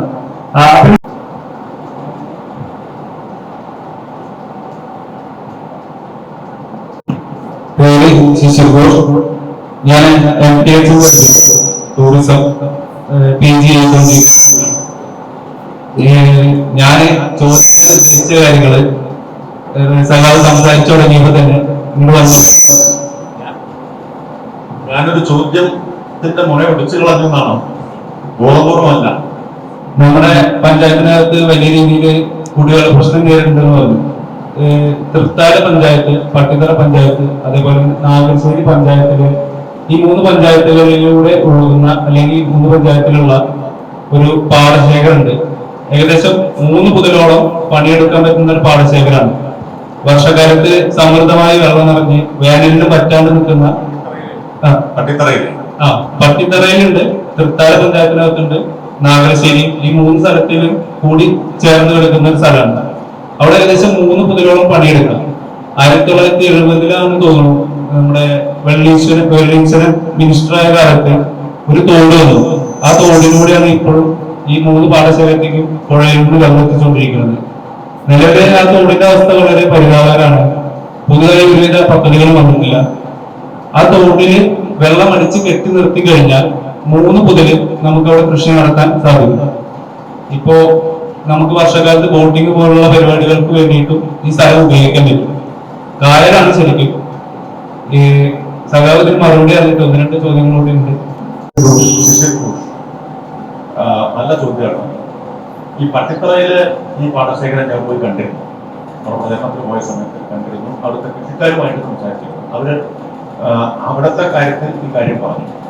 കായലാണ്, മഴക്കാലത്ത് വെള്ളം കയറും, പിന്നെ വേനൽക്കാലത്ത് വെള്ളം ഇറങ്ങും. അപ്പോൾ മഴക്കാലത്ത് വെള്ളം കയറുന്നത് തടഞ്ഞു നിർത്തിയാൽ ആ വെള്ളം വേനൽക്കാലത്ത് ഉപയോഗിക്കാം എന്നവർ പറഞ്ഞു. തീർച്ചയായിട്ടും അതിനുള്ള പദ്ധതി ഉണ്ടാവും. അതിന്റെ മനസ്സിലുള്ള പട്ടിത്തറയിൽ നിന്ന് പോയി കണ്ടപ്പോഴുള്ള തന്നെ മനസ്സിൽ രൂപപ്പെട്ടൊരു കാര്യമാണ്. അപ്പൊ അങ്ങനെ ഒരു പദ്ധതി ഉണ്ടാവും. ഒരു ചെറുപ്പക്കാരനായിട്ടുള്ള ഒരു പ്രൊഫഷണൽ അങ്ങനെ കൃഷിയെ സംബന്ധിച്ചൊരു ചോദ്യം ചോദിച്ചാൽ വലിയ സന്തോഷം. ഇറിഗേഷൻ ഡിപ്പാർട്ട്മെന്റ് അത് 2 പ്രാവശ്യം സർവേ നടത്തി അവിടെ ഒരു പ്രൊജക്ട് റിപ്പോർട്ട് വരെ തയ്യാറാക്കി കൊടുത്തിട്ടു. അത് സർക്കാരിലേക്ക് ഇപ്പൊ പിണറായി ലാസ്റ്റ് ചോദിച്ചിരുന്നു ഓരോ സ്ഥലത്തും വേണ്ട വികസനങ്ങൾ എന്തൊക്കെയാണെന്നുള്ള ഒരു പ്രോഗ്രസ് റിപ്പോർട്ട് നമ്മൾ കഴിഞ്ഞ ഗവൺമെന്റ് വെച്ച മാറി. അടുത്ത പ്രാവശ്യം ഇപ്പോ നമ്മളൊരു മാനിഫെസ്റ്റോ വെച്ചിട്ട് അതിൽ വെക്കുമെന്ന് കരുതി. പക്ഷെ അപ്പോഴും ഈ റിപ്പോർട്ട് ഈ പ്രൊജക്റ്റും എന്നും എവിടെ എത്തിയില്ല. അതിന് വലിയ മാനിഫെസ്റ്റോ ജനങ്ങളുടെ മുമ്പിൽ തൃത്താലയുടെ മാനിഫെസ്റ്റോ വെക്കണം എന്ന് ഉദ്ദേശിക്കുന്നുണ്ട്. തീർച്ചയായിട്ടും ഇത് അതിൽ ഞാൻ കുമരനെല്ലൂരിലാണ്. ഞാനിപ്പോ ഡൽഹി സ്കൂൾ ഓഫ് ജേർണലിസത്തിലെ ജേർണലിസം പഠിക്കുകയാണ്. എന്റെ ചോദ്യം പൊളിറ്റിക്സിന് റിലേറ്റഡ് ആയിട്ടാണ്. നമ്മളിപ്പോ സാറിന്റെ കേസ് തന്നെ എടുത്തു നോക്കുകയാണെങ്കിൽ സാറ് ഫസ്റ്റ് എക്കണോമിക്സിൽ ഡിഗ്രി എടുത്തു, അതിനുശേഷം LLB ചെയ്തു, വേറെ പല കോഴ്സുകളും സാർ അതിന് റിലേറ്റഡ് ആയിട്ട് ചെയ്തിട്ടുണ്ട്. പക്ഷെ നമ്മളിത് പല പൊളിറ്റീഷ്യൻസിന്റെയും എഡ്യൂക്കേഷണൽ ലെവലിൽ എടുത്തു നോക്കുകയാണെങ്കിൽ കുറച്ചുപേര് അത്രയും ക്വാളിഫൈഡ് ആയവരല്ല. അപ്പോ നമുക്ക് പൊളിറ്റിക്കൽ നോളജ് നമുക്ക് അറിയാവുന്ന ഒരു പൊളിറ്റീഷ്യനോട് ചോദിച്ചാൽ വളരെ വിശദമായിട്ട് പറഞ്ഞു തരും. അപ്പൊ അത് നമുക്ക് എക്സ്റ്റേണൽ ആയിട്ട് കിട്ടും. അപ്പൊ നമ്മൾ ഈ പൊളിറ്റിക്കൽ ഫീൽഡിലേക്ക് ഇറങ്ങുകയാണെങ്കിൽ അല്ലെങ്കിലും നമുക്ക് എഡ്യൂക്കേഷൻ അതിന് ഇമ്പോർട്ടന്റ് ആണോ അല്ലയോ, അല്ലെങ്കിൽ നമുക്ക് എന്താണ് അതിന് വേണ്ട ഒരു എഡ്യൂക്കേഷൻ ക്വാളിഫിക്കേഷൻ? വിദ്യാഭ്യാസം പ്രധാനം തന്നെയാണ്, ഏത് ഫീൽഡിലും എന്നതുപോലെ രാഷ്ട്രീയത്തിലും പ്രധാനമാണ്. പക്ഷെ അക്കാദമിക് യോഗ്യതകൾ മാത്രമാണ് ഒരു നേതൃത്വത്തിന്റെ ഗുണം എന്ന് ഞാൻ വിചാരിക്കുന്നു. അപ്പോൾ അക്കാദമിക യോഗ്യതകൾ ഇല്ലാത്തവർ വളരെ സക്സസ്ഫുൾ ലീഡേഴ്സ് ആയിരുന്നു ധാരാളം പേരുണ്ട്. പക്ഷെ അതിനർത്ഥം അക്കാദമിക് യോഗ്യതകൾ അയോഗ്യതയാണ് എന്നല്ല, അത് പ്രധാനമാണ്. നല്ല വിദ്യാഭ്യാസം ഉണ്ടായിരിക്കുന്നത് നല്ലതാണ്. പക്ഷെ വിദ്യാഭ്യാസം ഉണ്ടായിരിക്കുമ്പോൾ തന്നെ ജനങ്ങളിൽ നിന്ന് പഠിക്കാനും ജനങ്ങളെ പഠിപ്പിക്കാനും കഴിയുക എന്നത് പ്രധാനമാണ്. ഏത് യൂണിവേഴ്സിറ്റിയേക്കാൾ പഠനത്തെക്കാൾ പ്രധാനമാണ് ജനങ്ങളിൽ നിന്ന് പഠിക്കുക എന്നത്. അപ്പൊ യൂണിവേഴ്സിറ്റിയുടെ പഠനം കൂടി ഉണ്ടെങ്കിൽ അത് നല്ലതാണ്. യൂണിവേഴ്സിറ്റിയിൽ പഠിച്ച് ജനങ്ങളിലേക്ക് ഇറങ്ങുമ്പോൾ അവരിൽ ഈ ഉന്നത വിദ്യാഭ്യാസമൊക്കെ നേടിയിട്ട് നമ്മൾ ജനങ്ങളിലേക്ക് ഇറങ്ങുമ്പോൾ ജനങ്ങൾക്കൊന്നും അറിയില്ല, എനിക്കെല്ലാം അറിയാമെന്ന ധാരണയുണ്ടെങ്കിൽ അത് ഗുണം ചെയ്യില്ല. അതേസമയം അതാണ് നമ്മൾ ജനങ്ങളിൽ നിന്ന് പഠിക്കുകയും അവരെ പഠിപ്പിക്കുകയും ചെയ്യും. അതാണ് രാഷ്ട്രീയ പ്രവർത്തനം എന്നാണ് ഞാൻ വിചാരിക്കുന്നത്. വളരെ ലളിതമായിട്ട് രാഷ്ട്രീയ പ്രവർത്തനം എന്താണെന്ന് ചോദിച്ചാൽ ഞാൻ ഇങ്ങനെ പറയും, ജനങ്ങളിൽ നിന്ന് പഠിക്കുക, അവരെ പഠിപ്പിക്കുക. ഒരു അധ്യാപകനാണ്, ആനക്കര മോഹൻ സെക്കൻഡറി. ഞാൻ ഈ വികസനത്തെ വിളിച്ചത് ചോദിക്കണം, മറിച്ച് കലാസാഹിത്യവുമായി ബന്ധപ്പെട്ടിട്ടാണ്. നമ്മുടെ നാടിനെ തീർത്തും അഭിമാനകരമായ തൃത്താല നിയോജക മണ്ഡലത്തെ കുറിച്ച് പറയുമ്പോൾ ഊറ്റിപ്പട്ട ദീപാറിന്റെയും അതുപോലെ തന്നെ അക്കിത്തത്തിന്റെയും MTയുടെയും ഒക്കെ നാടാണ്. കലാസാഹിത്യ രംഗത്തൊക്കെ നമുക്ക് അഭിമാനിക്കാം. പക്ഷേ ഇങ്ങനെയുള്ള തലമുറക്ക് ഇത് ഒരു MTയുടെ നാടാണ്, അതല്ലെങ്കിൽ ഇത് അക്കിത്തത്തിന്റെ നാടാണ് എന്ന് പറഞ്ഞു കൊടുക്കാവുന്ന തരത്തിലുള്ള ഒരു അടയാളവും ഇവിടെ ശേഷിക്കുന്നില്ല. അപ്പോ ഞാൻ കൂടുതൽ അയൽവാസിയാണ്, എവിടെയാണ് MTയുടെ നാട്ടുകാരൻ അറിയാത്ത ചോദിച്ചാൽ ആ വീടിന് കാണിച്ചു കൊടുക്കാൻ വീടിന്റെ അവസ്ഥ നിങ്ങളൊക്കെ കണ്ടിട്ടുണ്ടാവും. പക്ഷെ ഇത്ര വലിയൊരു MTയുടെ നല്ലവരെ തന്നെ അംഗീകരിച്ച ഒരു എഴുത്തുകാരനെ എങ്ങനെ പരിചയപ്പെടുത്താൻ പോലും കഴിയാത്ത ഒരവസ്ഥ. അപ്പൊ കലാസാഹിത്യം ഇനി വരുന്നൊരു തലമുറയ്ക്ക് ഞാൻ സാഹിത്യത്തോട് കുറച്ച് താല്പര്യമുള്ളതാണ്, ഒരു പുസ്തകം പ്രസിദ്ധീകരിക്കാൻ സാധിച്ചു. അപ്പൊ ഇനി വരുന്നൊരു തലമുറയ്ക്ക് എന്താണ് എങ്ങനെയാണ് സാധിക്കുക? ഞാൻ ഇംഗ്ലണ്ടിൽ പോയ സമയത്ത് വേർഡ്സ്വർത്തിന്റെ ഷേക്സ്പിയറുടെയും വീട് അന്വേഷിച്ചു പോയി, 2 സ്ഥലത്തും പോയിട്ട്. അപ്പൊ ആ വീട് വേർഡ്സ്വർത്തിന്റെയും ഷേക്സ്പിയറുടെയും വീട് എങ്ങനെയാണ് ചരിത്ര സ്മാരകമായി സൂക്ഷിച്ചിട്ടുള്ളത് എന്ന് കാണുകയില്ല. അപ്പൊ അതേ മാതൃകയും അതുപോലെ പോർച്ചുഗലിൽ പോയ സമയത്ത് അവിടെ ഷൂസേധർമാവിന്റെ നൊബേൽ ലോറേറ്റ് ആയിട്ടുള്ള ഷൂസേധർമാവിന്റെ വീടും ഇതുപോലെ ലോകത്ത് പലയിടത്തുണ്ട്. അപ്പൊ നമുക്കും ആ തരത്തിൽ ഈ സാംസ്കാരികമായ സ്മാരകങ്ങളെ, ചരിത്ര സ്മാരകങ്ങളെ പ്രിസർവ് ചെയ്യുന്ന ഒരു കൾച്ചർ നമുക്കുണ്ടാവും. അതുണ്ട്, പക്ഷെ കൂടുതൽ തൃത്താലയിൽ അത് നമുക്ക് അതിന് വേണ്ടത്ര കഴിഞ്ഞിട്ടില്ല. ഇപ്പൊ രസിക സദനം ആലൂരിലാണ്, VT ഭട്ടതിരിപ്പാടിന്റെ അദ്ദേഹം താമസിക്കുന്ന രസിക സദനം കേരളത്തിലെ സാമൂഹ്യ നവോത്ഥാനത്തിൽ ഏറ്റവും വിപ്ലവകരമായ ഒരു സംഭവം നടക്കുന്നത് അവിടെ വെച്ചാണ്. നമ്പൂതിരി സമുദായത്തിലെ ആദ്യത്തെ വിധവാ വിവാഹം രസിക സദനത്തിൽ വെച്ചാണ്. അന്നത് വലിയ കോലാഹലം തന്നെ. പിന്നീട് സാധാരണമായിട്ട് സർവ്വസാധാരണമായി മാറി സമൂഹം അത് അംഗീകരിക്കുകയും സ്വീകരിക്കുകയും ചെയ്യും. ഇത്തരത്തിലുള്ള സ്ഥലങ്ങളെ സംരക്ഷിക്കുക എന്ന് പറഞ്ഞാൽ നമ്മൾ നമ്മുടെ ഓർമ്മകളെ തന്നെ കൈവിടാതിരിക്കുക എന്നാണ്. ഓർമ്മ നഷ്ടപ്പെടുമ്പോഴാണ് നമ്മൾ വേരില്ലാത്ത സമൂഹമായി മാറുന്നത്. ഈ അൽഷിമേഴ്സൊക്കെ വ്യക്തിയെ സംബന്ധിച്ചൊരു ദുരന്തമാണ്, സമൂഹത്തെ സംബന്ധിച്ചും അതിനേക്കാൾ വലിയ ദുരന്തമായിരിക്കും. സമൂഹത്തിന് ഓർമ്മകൾ നഷ്ടപ്പെട്ട സമൂഹമാണെങ്കിൽ ഓർമ്മ നഷ്ടപ്പെട്ട വ്യക്തിയേക്കാൾ വലിയ ദുരന്തമായിരിക്കും. അതുകൊണ്ട് ഇതൊക്കെ തീർച്ചയായിട്ടും നമുക്ക് സംരക്ഷിക്കേണ്ടതാണ്. ഇത്തരം ഞാൻ നേരത്തെ പറഞ്ഞതിൽ ഇതുകൂടി അടങ്ങിയിട്ടുണ്ട്. ഈ ടൂറിസം കൾച്ചർ എന്ന് ഞാൻ പറഞ്ഞത് ഇതുകൂടി അടങ്ങിയിട്ടുണ്ട്. നല്ല വളരെ പ്രധാനപ്പെട്ട കൺസേൺ ആണ് ഭാഷ പങ്കുവച്ചത്. ഒരു കലാകാരൻ എനിക്ക് അങ്ങനെ ചോദിക്കാനുള്ളത്, ഈ വൃത്താന മണ്ഡലത്തെ അങ്ങ് നെഞ്ചോട് ചേർത്ത് നിർത്തി കലകൾക്കും കലാകാരന്മാർക്കും വേണ്ടി അങ്ങ് എന്താണ് ചെയ്യാൻ ഉദ്ദേശിക്കുന്നത്? ചോദിച്ചത് നേരത്തെ ഇവിടെ പലരും ചോദിച്ച ചോദ്യത്തിന്റെ തുടർച്ചയാണ്. അതിന് ഒരു ഭാഗം ഞാൻ മറുപടി പറഞ്ഞു കഴിഞ്ഞു വിചാരിക്കുന്നു. നമ്മുടെ സാംസ്കാരിക സ്മാരകങ്ങളെ അല്ലെങ്കിൽ ചരിത്ര പ്രാധാന്യമുള്ള സ്ഥലങ്ങളെ സംരക്ഷിക്കുക എന്നത്. ഒപ്പം കലാകാരന്മാർക്ക് സർക്കാരിന്റെ പദ്ധതികളുടെ പ്രയോജനം പൂർണ്ണമായിട്ട് ഫെലോഷിപ്പുകൾ, സ്കോളർഷിപ്പുകൾ ഇതെല്ലാം കൂടുതലായിട്ട് ലഭ്യമാക്കുക എന്നത്. പിന്നെ കലാകാരന്മാർക്കും എഴുത്തുകാർക്കും ഒരു ആദരവും ഒപ്പം പിന്തുണയും ലഭ്യമാക്കുക. അത് സർക്കാരിൻ്റെതാവാം, സമൂഹത്തിന്റെ പൊതുവിലാവാം, അതാണ് ഉദ്ദേശിക്കുന്നത്. ഇപ്പോ പൊതുവിൽ നമ്മൾ കഴിഞ്ഞ കുറച്ചു കാലമായിട്ട് ഇന്ത്യയിൽ തന്നെ കണ്ടുവരുന്നത് എന്താണെന്ന് വെച്ചാൽ ഈ ബുദ്ധിജീവികൾ, എഴുത്തുകാർ ഇവരെ നിന്ദിക്കുക എന്നതാണ്. അവര് നിന്ദിക്കപ്പെടുന്നു, അവർ നിരന്തരമായിട്ട് വേട്ടയാടപ്പെടുന്നു. ഒന്നുകിൽ തോക്കുകൊണ്ടാവാം അല്ലെങ്കിൽ വാക്കുകൊണ്ടാവാം എന്നിരുന്നു. ചിലർ തോക്കുകൊണ്ടാണ് വേട്ടയാടപ്പെട്ടത്, ധാവൂർക്കറയൊക്കെ പോലുള്ള ആളുകൾ. വാക്കുകൾ കൊണ്ട് വേട്ടയാടപ്പെടുന്നവരും ഒരുപാട് പേരുണ്ട്. കേരളത്തിലും അതിപ്പോ പതിവായി മാറിയിരിക്കുന്നു. വനിതാ എഴുത്തുകാർ പോലും അങ്ങനെ ആക്രമിക്കപ്പെട്ട സൈബർ ബുള്ളിങ്ങിനൊക്കെ ഇരയായിട്ടുള്ള അനുഭവം നമ്മുടെ മുന്നിലുണ്ട്. അപ്പോൾ തൃത്താല എന്ന് പറഞ്ഞാൽ അക്ഷരങ്ങളെ ആദരിക്കുന്ന ഒരു നാടാണ്. 2 ജ്ഞാനപീഠം കിട്ടിയ മറ്റൊരു സ്ഥലം ഇന്ത്യയിലില്ല എന്ന് നമ്മൾ ഓർമ്മിക്കണം. മറ്റൊരിടത്തും ഉണ്ടാവില്ല 2 ജ്ഞാനപീഠം. എനിക്ക് മക്കിത്തൂർ ജ്ഞാനപീഠം കൊണ്ടുപോകും തൃത്താലയിലേക്ക്. പിന്നെ കലാകാരന്മാരുടെ വലിയ പാരമ്പര്യമുണ്ട്. തൃത്താല കേശവ പൊതുവാൾ മുതൽ പെരിങ്ങോട് ചന്ദ്രൻ വരേണ്ടവരുടെ കാര്യം എന്താണ്? പെരിങ്ങോട് സ്കൂള് പഞ്ചവാദ്യം, ഞാൻ സാധാരണ തമാശയായിട്ട് പറയും, ഉറപ്പാണ് LDF എന്ന് പറയുന്നത് പോലെയാണ്. പഞ്ചവാദ്യം ഉണ്ടെങ്കിൽ ഉറപ്പാണ് പെരിങ്ങോട് സ്കൂള് എന്നതാണ്. ഞങ്ങളൊക്കെ പഠിക്കുന്ന കാലം മുതലേ അങ്ങനെയാണ്. അതുപോലെ ചെമ്പൈയുടെ ശബ്ദം നഷ്ടപ്പെട്ട സമയത്ത് ഇവിടെ വന്ന് വൈദ്യപടത്തിൽ വന്നിട്ട് ചികിത്സിച്ചിട്ടാണ് ശബ്ദം തിരിച്ചു കിട്ടിയത്. ഇങ്ങനെ ഒരു ചരിത്രവും പാരമ്പര്യവുമുണ്ട്. അതിനെ ഇന്നത്തെ കാലത്ത് അത് പറഞ്ഞിരുന്നോണ്ട് മാത്രം കാര്യമില്ല. അങ്ങനെ മഹത്തായ ചരിത്രമുണ്ട്. ഗതകാല നഷ്ടസ്മൃതികൾ അയവിറക്കിയിട്ട് കാര്യമില്ല. ഇന്നത്തെ കാലത്ത് അതിനെ പരിപോഷിപ്പിക്കാനും അതിനെ നാടിന്റെ പൊതുവായ പുരോഗതിക്ക് ഉപയോഗപ്പെടുത്താൻ ഇപ്പോഴുണ്ട്. പെൺശിശി പോലുള്ള ആളുകളുണ്ട്, ശ്രീജാറമുട്ടവരെ പോലുള്ള ആളുകളുണ്ട്, ബസന്ത്, ഇവരെല്ലാം എന്റെ സുഹൃത്തുക്കൾ കൂടിയാണ്. ബസന്ത് ഉണ്ട്, ചിത്രകാരൻ സുദേവനുണ്ട്. അപ്പൊ ഒരു വളരെ റിച്ചായിട്ടുള്ള പാരമ്പര്യം ഇപ്പോഴും തുടരുന്നുണ്ട് നിർത്താനം. അപ്പൊ അവരെ ഈ കലാകാരന്മാർക്ക് എല്ലാ തരത്തിലുള്ള പ്രോത്സാഹനവും പിന്തുണയും കൊടുക്കും. അത് സർക്കാരിന്റെ അത്തരം പദ്ധതികൾ അതിന്റെ പ്രയോജനം നിർത്താനും ലഭ്യമാണ്. ഞാനൊരു PG വിദ്യാർത്ഥിനിയാണ്, കുസാറ്റിലാണ് പഠിച്ചത്.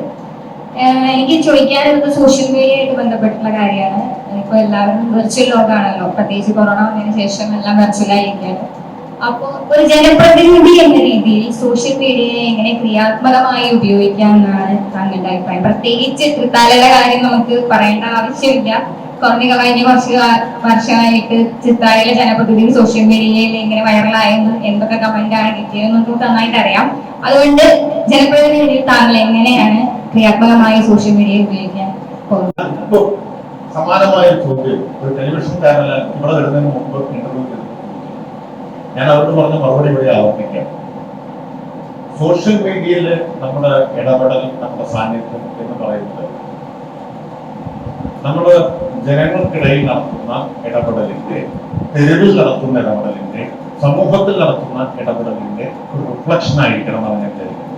ഇതില്ലാതെ അത് മാത്രം ഉണ്ടായതുകൊണ്ടായിരിക്കും. അപ്പൊ എന്റെ എല്ലാ സോഷ്യൽ മീഡിയ ഇന്റർനെറ്റും ജനങ്ങൾക്കിടയിൽ നടത്തുന്ന പ്രവർത്തനത്തിന്റെ ഭാഗമാണ്. അതുമായിട്ട് അഭേദ്യമായിട്ട് ബന്ധപ്പെട്ട് കിടക്കുന്ന ഒന്നാണ്. അപ്പൊ സോഷ്യൽ മീഡിയയിൽ മാത്രമായിട്ട് ഒരാൾക്ക് അധികകാലം ജീവിക്കാൻ പറ്റും. കൃഷിയിൽ നിൽക്കുന്ന പോലെ വേറെപ്പോഴും എവിടെയാണ്? മണ്ണിലാണ്. അപ്പൊ അതുകൊണ്ട് ഞാൻ ഇതുവരെ സോഷ്യൽ മീഡിയയിൽ ഇടപെടുന്നത് ഇങ്ങനെയാണ്. താഴെ നടത്തുന്ന പ്രവർത്തനം ഭാഗമായിട്ട് അത് പ്രചരിപ്പിക്കാൻ. അത് കുറച്ചുകൂടി ലളിതമായിട്ട് പറഞ്ഞാൽ നമ്മൾ സോഷ്യൽ മീഡിയയിൽ നമ്മുടെ നിലപാടുകൾ വെക്കാൻ, നിലപാട് പലതരത്തിൽ വ്യക്തമാക്കാം. മുദ്രാവാക്യം വിളിച്ചുകൊണ്ട് നിലപാട് വ്യക്തമാക്കാം, ചുമരിൽ ഒരു പോസ്റ്റർ എഴുതി വിളിച്ചുകൊണ്ട് നിലപാട് വ്യക്തമാക്കാം, പ്രസംഗിച്ചുകൊണ്ട് നിലപാട് വ്യക്തമാക്കാം, സോഷ്യൽ മീഡിയയിൽ പോസ്റ്റ് ചെയ്തുകൊണ്ട് നിലപാട് വ്യക്തമാക്കാം. നിലപാടും നയവും വ്യക്തമാക്കാൻ, അത് കൂടുതൽ ആളുകളിലേക്ക് എത്തിക്കാനുള്ള ഉപാധിയാണ് സോഷ്യൽ മീഡിയ. അതിനപ്പുറം സോഷ്യൽ മീഡിയ കൊണ്ട് മാത്രം രാഷ്ട്രീയ സാമൂഹിക പ്രവർത്തനം നടത്താൻ ഇത് ഇല്ലെങ്കിൽ അതുകൊണ്ട് മാത്രം പ്രയോജനമില്ല. യഥാർത്ഥത്തിലുള്ള പ്രവർത്തനം കാണുക. അപ്പൊ അങ്ങനെയാണ് ഞാൻ ഇടപെടുന്നത്. അങ്ങനെ തന്നെയായിരിക്കും ഇനിയും ഇടപെടുക. സോഷ്യൽ മീഡിയ വളരെ മലിനമായിക്കൊണ്ടിരിക്കുന്നുണ്ട്. കാരണം എഡിറ്റർ ഇല്ലാത്തൊരു ലോകമാണ്. എഡിറ്ററുള്ള പല മാധ്യമങ്ങളും പേപ്പർ അങ്ങനെയൊക്കെ തന്നെയാണ്. എന്നാലും തീരെ എഡിറ്റർ ഇല്ലാത്ത ഒരു മാധ്യമം എന്ന നിലയിൽ ആർക്കും എന്തും ആരെക്കുറിച്ചും പറയാം. ഒരു അക്കൗണ്ടബിലിറ്റിയുടെ പ്രശ്നം വരുന്നില്ല. അപ്പൊ അത് അഭിപ്രായ സ്വാതന്ത്ര്യം എന്നതിനെ എത്രത്തോളം ദുരുപയോഗിക്കാമെന്ന് ചില സന്ദർഭങ്ങളിൽ നമ്മൾ കാണും. ഇപ്പൊ ടോയ്ലറ്റ് സാഹിത്യം ഉണ്ടായിരുന്നല്ലോ, അതുപോലെ ടോയ്ലറ്റിന്റെ ചുമരിൽ, പബ്ലിക് ടോയ്ലറ്റിനൊക്കെ ചുമരിൽ ആളുകൾ എഴുതി വെക്കുന്ന വൈകൃതങ്ങൾ ഏതാണ്ട് അതിനെ ഓർമ്മിപ്പിക്കുന്നു സോഷ്യൽ മീഡിയയിലെ ഇപ്പോഴത്തെ പല ഇടപെടലുകൾ. അപ്പൊ അത് ആ ഒരു സംസ്കാരത്തെ നിരുത്സാഹപ്പെടുത്തുന്നതാണ്. അവൻ നിശ്ചിതമായി അതിനെ വിമർശിച്ച് നിരുത്സാഹപ്പെടുത്താൻ പറ്റും. ഇഷ്ടമില്ലാത്തവരെ അധിക്ഷേപിക്കുക, അതിന് സോഷ്യൽ മീഡിയ ഉപയോഗിക്കുക എന്നത് ഒരു അപജയമാണ്. അത് ചിന്തിക്കുന്നത് ഞാനത് പരസ്യമായി തന്നെ പറഞ്ഞിട്ടുള്ളവരാണ്. സോഷ്യൽ മീഡിയയിൽ തന്നെ പോസ്റ്റ് ചെയ്തിട്ടുള്ളതാണ്. ഒരു പ്രത്യേക സന്ദർഭത്തിൽ ഇടതുപക്ഷത്തെ അനുകൂലിക്കുന്നവരെ അവകാശപ്പെടുന്ന ചിലർക്കെതിരെ ശക്തമായിട്ട് പോസ്റ്റ് ചെയ്തു. ഞാൻ അവരോട് പറഞ്ഞു, ഇത്തരത്തിലുള്ളവർ ഇടതുപക്ഷത്തിന്റെ മിത്രങ്ങളാണ് എന്ന് അവകാശപ്പെടുന്നുവെങ്കിൽ പിന്നെ അടുത്ത വർഷത്തിന് ശത്രുക്കളുടെ ആവശ്യം വരില്ല. അപ്പൊ ചില സന്ദർഭത്തിൽ എനിക്ക് തോന്നുന്നു നേതൃത്വത്തിലുള്ള ആളുകൾ അങ്ങനെ നിലപാടെടുക്കണം, പരസ്യമായി തന്നെ തിരുത്തേണ്ടത് തിരുത്തുക തന്നെ വേണം. അതിന്റെ ലാഭനഷ്ടം നോക്കിയിട്ട് കാര്യമില്ല. ഹൈദരാബാദിലെ ബിടെക് രണ്ടാം വർഷം എനിക്ക് ഒരു പോളിസി സജഷനാണ് പറയുന്നത് എഡ്യൂക്കേഷൻ വിദ്യാഭ്യാസത്തെ കുറിച്ച്. നമുക്കറിയാം, നമുക്ക് ഈ കഴിഞ്ഞ ഒരു വർഷം നമ്മൾ ഒരുപാട് ശ്രദ്ധിച്ചതാണ് എഡ്ടെക് സംരംഭങ്ങൾ വരുന്നത്, ബൈജൂസ് പോലെയുള്ള സംവിധാനങ്ങൾ. സാധാരണ അത് പറഞ്ഞു കേട്ടോ, നമ്മൾ കഴിഞ്ഞ ഒരു വർഷമായി കണ്ടുകൊണ്ടിരിക്കുന്ന കാര്യമാണ് പുതിയതായിട്ട് ഒരുപാട് എഡ്ടെക് സംരംഭങ്ങൾ വരുന്നത്, ബൈജൂസ് പോലെയുള്ള.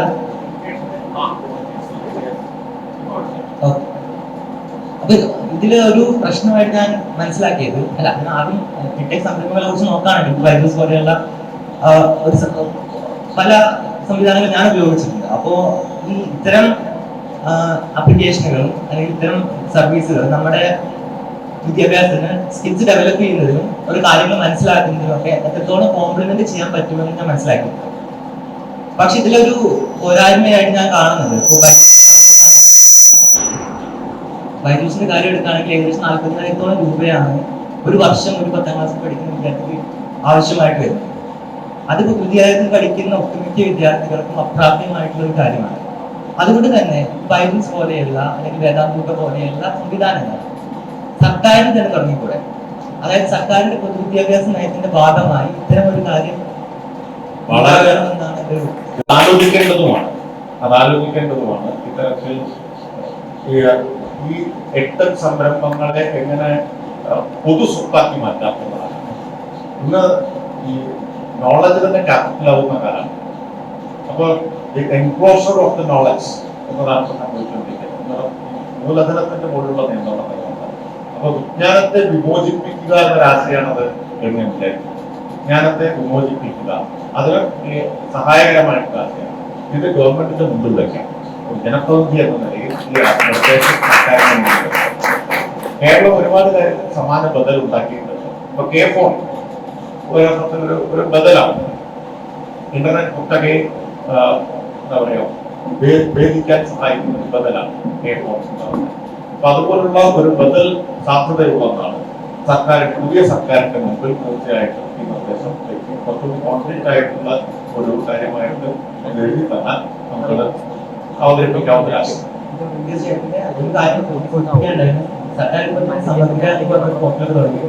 മാത്രമല്ല കയറ്റ് തന്നെ ഇതിന്റെ ഭാഗമായിട്ട് പല കാര്യങ്ങളും വിദ്യാർത്ഥികളിലേക്ക് എത്തിക്കാൻ ശ്രമിക്കുന്നുണ്ട്. പക്ഷെ അതിനൊക്കെ ഒരു ഓർഗനൈസ്ഡ് ആയിട്ടൊരു ഫോം അല്ലെങ്കിൽ ഇപ്പോൾ ബൈജൂസിനോടോ അല്ലെങ്കിൽ മറ്റ് സമാനമായിട്ടുള്ള സംവിധാനങ്ങളോട് കിടപിടിക്കാൻ പറ്റുന്ന ഒരു കാര്യമില്ല. അതായത് ഇപ്പോഴും ഒരുപാട് പിന്നിലാണ് നമ്മുടെ സംവിധാനങ്ങളുള്ളത്.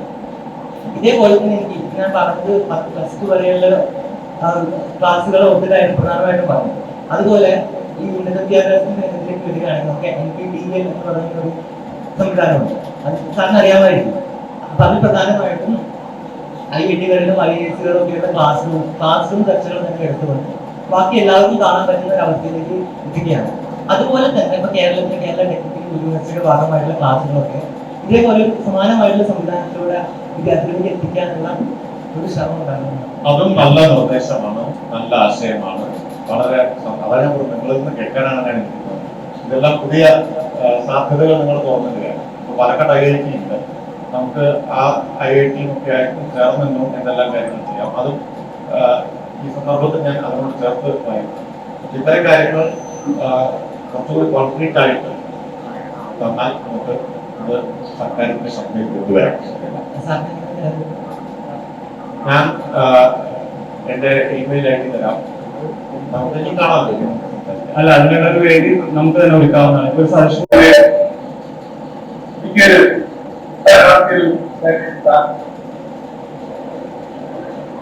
ഇപ്പോൾ ജനിക്കുന്ന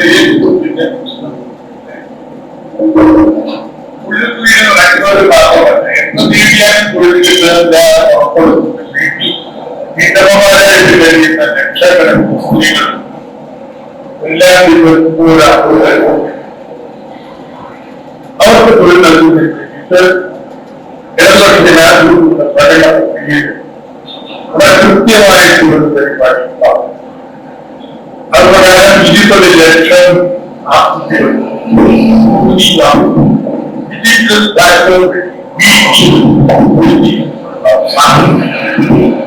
ആഗോള കമ്പനി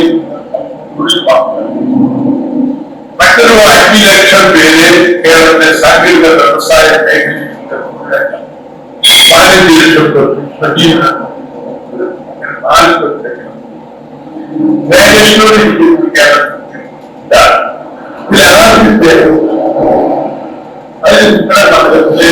മക്കളെ പങ്കാളികളാക്കാനായിട്ട് ഇലക്ഷൻ കഴിഞ്ഞിട്ട് മാത്രമല്ല ഇലക്ഷൻ നടക്കുന്ന വേളയിൽ താങ്കൾ ചെയ്യണം.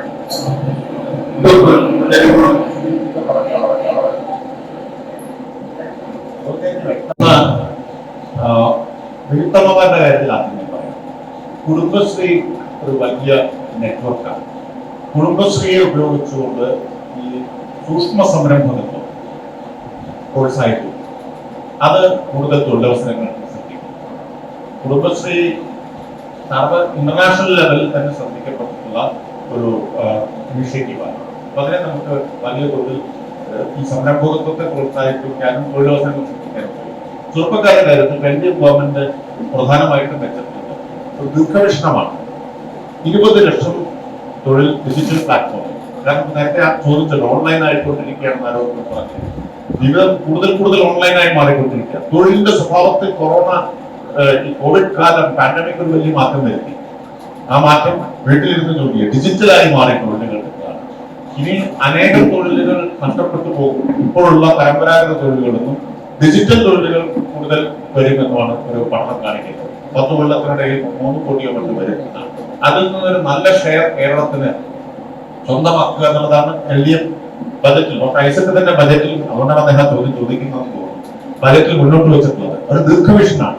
ഇങ്ങനെ ഒരു മാറ്റം ലോകത്ത് വരാൻ പോകുന്നു. ആ മാറ്റത്തിനൊപ്പം എങ്ങനെ കേരളത്തിൽ എത്തിക്കാം, അതിന് മുമ്പിൽ എങ്ങനെ എത്തിക്കാം. കാരണം കേരളത്തില് വിദ്യാസമ്പന്നരായിട്ടുള്ള ആളുകൾ കൂടുതലാണ്, ഇന്റർനെറ്റ് പെനിട്രേഷൻ വളരെ കൂടുതലാണ്. അപ്പൊ അതുകൊണ്ട് കേരളത്തിന് അതൊരു അഡ്വാൻറ്റേജ് ആണ്. അപ്പൊ തൃത്താലയിലെ ചെറുപ്പക്കാർക്കിടയിൽ ഈ മെസ്സേജ് എത്തിക്കുക എന്നുള്ളതാണ് ഏറ്റവും പ്രധാനം. ഈ സാധ്യത, ഇങ്ങനൊരു സാധ്യതയുടെ ലോകം തുറന്നു കിടക്കുന്നു എന്ന മെസ്സേജ് അവരിലേക്ക് എത്തിക്കുക. അതോടൊപ്പം തന്നെ അവരെ ഇതിന് പ്രാപ്തരാക്കുക. അത് സ്കിൽ ഡെവലപ്മെന്റ് പ്രധാനമാണ്. ഡിജിറ്റൽ പ്ലാറ്റ്ഫോമിൽ തൊഴിലവസരങ്ങൾ ജനറേറ്റ് ചെയ്യണമെങ്കിൽ അതിന് അവരെ ഈ എംപ്ലോയബിലിറ്റി ഉണ്ടാക്കണം. ആ ജോലി ചെയ്യാൻ പ്രാപ്തരാക്കിയിട്ട് മാറ്റണം. ഇപ്പോൾ സ്കിൽ ഡെവലപ്മെന്റിനുള്ള സംവിധാനങ്ങൾ തീർച്ചയായിട്ടും ഒരു തെരഞ്ഞെടുക്കപ്പെട്ട് കഴിഞ്ഞാൽ കാരണം ഡിജിറ്റൽ തൊഴിലവസരങ്ങൾ ഉണ്ടാവുമ്പോൾ അതിനെതിരെ എക്യൂപ്റ്റ് ആവണം. തൊക്കാലയിലെ ചെറുപ്പക്കാർ അതിന് എക്യൂപ്റ്റ് ആവണം. അപ്പൊ അതിന് അവരെ പ്രാപ്തരാക്കാനുള്ള നടപടികളുണ്ടാവും.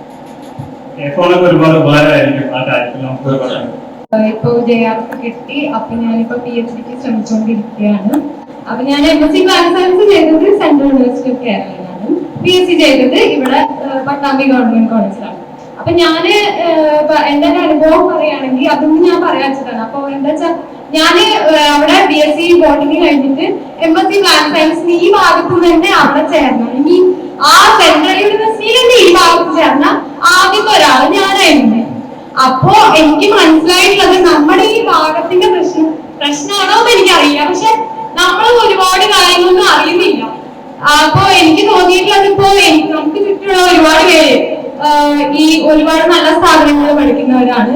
അപ്പോ അവരെയൊക്കെ ഉപയോഗപ്പെടുത്തിയിട്ട് ഇനി വരുന്ന തലമുറയ്ക്ക് നമ്മുടെ ഉന്നത വിദ്യാഭ്യാസ രംഗത്തുള്ള സാധ്യതകൾ ഇപ്പൊ PhD പോലെ നമ്മൾ ശരിക്കും PhD 5 കൊല്ലം എങ്ങനെ ചെയ്യാം, എനിക്കെന്നെ പിന്നെ 24 വയസ്സായി ഇനി കല്യാണം കഴിച്ചോളൂ, അങ്ങനെ ഒരു കൺസെപ്റ്റാണ് വരുന്നത്.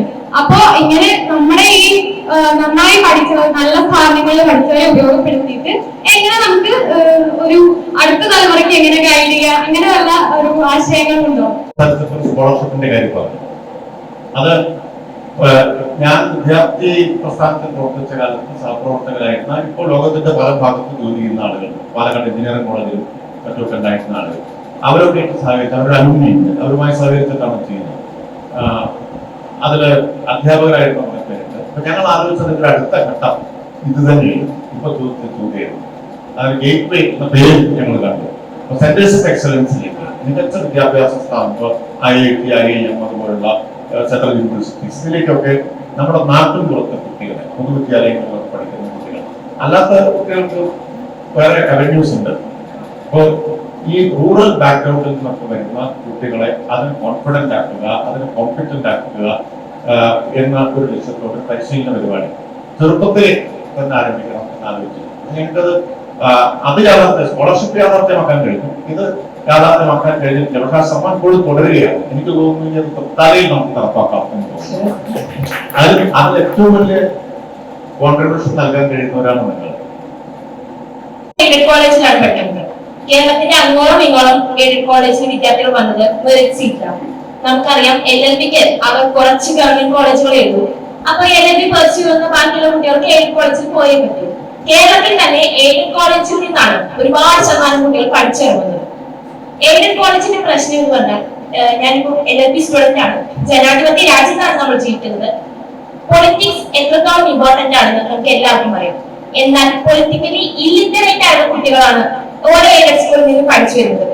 കലാലയം എന്ന് പറഞ്ഞാൽ കേവലം വിദ്യാഭ്യാസമായിട്ട് മുന്നേറ്റം മാത്രമല്ല ഉദ്ദേശിക്കുന്നത്, സർഗാത്മക വികസനം കൂടി നമ്മൾ അതിൽ ഉൾപ്പെടുത്തണം. എയ്ഡഡ് കോളേജിൽ അതിനുള്ള ഒരു അവസരം നമുക്ക് ലഭിക്കുന്നില്ല. എന്റെ അനുഭവത്തിൽ നിന്ന് പറയാം, ഞങ്ങൾക്ക് ഈ കഴിഞ്ഞ യൂണിവേഴ്സിറ്റി കലോത്സവം, യൂണിവേഴ്സിറ്റി കലോത്സവം തൊടുപുഴ വെച്ചിട്ട് അലസ കോളേജിലാണ് ഉണ്ടായത്. ഞങ്ങൾ തൊട്ടടുത്ത കോളേജാണ്. എന്നിട്ട് പോലും ഞങ്ങളുടെ കോളേജിൽ നിന്ന് പ്രാക്ടീസ് ചെയ്യാനുള്ള ഒരു അവസരവും, അല്ലെങ്കിൽ പഠിക്കുന്ന എല്ലാവരും LLBക്ക് തന്നെ പോകത്തില്ല, ചിലർക്ക് ഡാൻസിന് പാട്ടിന് ഇൻട്രസ്റ്റ് ഉള്ള കുട്ടികളുണ്ട്. അവരെ കണ്ടുപിടിച്ച് പ്രോത്സാഹനം നൽകാനോ ഒന്നും തന്നെ കോളേജ് മാനേജ്മെന്റ് ഒന്നും ഇടപെട്ടിട്ടില്ല. ഗവൺമെന്റ് കോളേജിലുള്ള കുട്ടികളെക്കാൾ കഴിവും പൊട്ടൻഷ്യലും ഉള്ള കുട്ടികൾ ഒരുപക്ഷെ എയ്ഡഡ് കോളേജിലുണ്ട്.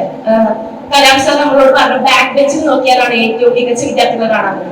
ഞാൻ ഇവിടെ ഈ അവസരത്തിൽ പറയണേ, ഏറ്റവും മികച്ച വിദ്യാർത്ഥികളെ കാണുന്ന എയ്ഡഡ് കോളേജിലേക്ക് നോക്കണം. അവരുടെ പൊട്ടൻഷ്യൽ അവർക്ക് എടുത്ത് കാണിക്കാൻ കഴിയാത്തത് കൊണ്ട് മാത്രം അവരതിലേക്ക് ഒഴിഞ്ഞു പോകുന്നു. ഇന്ത്യയിൽ വന്ന് കിട്ടാൻ 2 എക്സാമ്പിൾ, ആഴ്ചയിൽ 2 എക്സാമ്പിൾ തന്നെ ഞങ്ങൾ അറ്റൻഡ് ചെയ്യുന്നുണ്ട്. എന്നാലും നല്ലൊരു ഇന്റേൺ ലഭിക്കുള്ളൂ. അപ്പൊ ഞങ്ങളിലേക്ക് എന്നെ ചുരുങ്ങിയിട്ടാണ് പുറത്തേക്ക് ഇറങ്ങുന്നത്. ഇങ്ങനെയാവുമ്പോൾ ഞങ്ങളെ ഒഴിച്ചു നിർത്തി കേവലം ഗവൺമെന്റ് കോളേജിലെ കുട്ടികൾക്ക് മാത്രം കലാല ജീവിതം സുന്ദരമാക്കിക്കൊണ്ട് എങ്ങനെയാണ് നമ്മുടെ സമൂഹത്തിൽ മുന്നേറ്റം എത്തിക്കുക? ഈ ചോദ്യത്തിന് ഞങ്ങളെ ഒഴിച്ചു നിർത്താൻ ഞങ്ങൾ ആരെയും അനുവദിച്ചിട്ടില്ല. ആരെങ്കിലും നിങ്ങളെ ഒഴിച്ചു നിർത്തുന്നുണ്ടെങ്കിൽ നിങ്ങൾ എന്തിനാണ് അനുവദിക്കുന്നത്?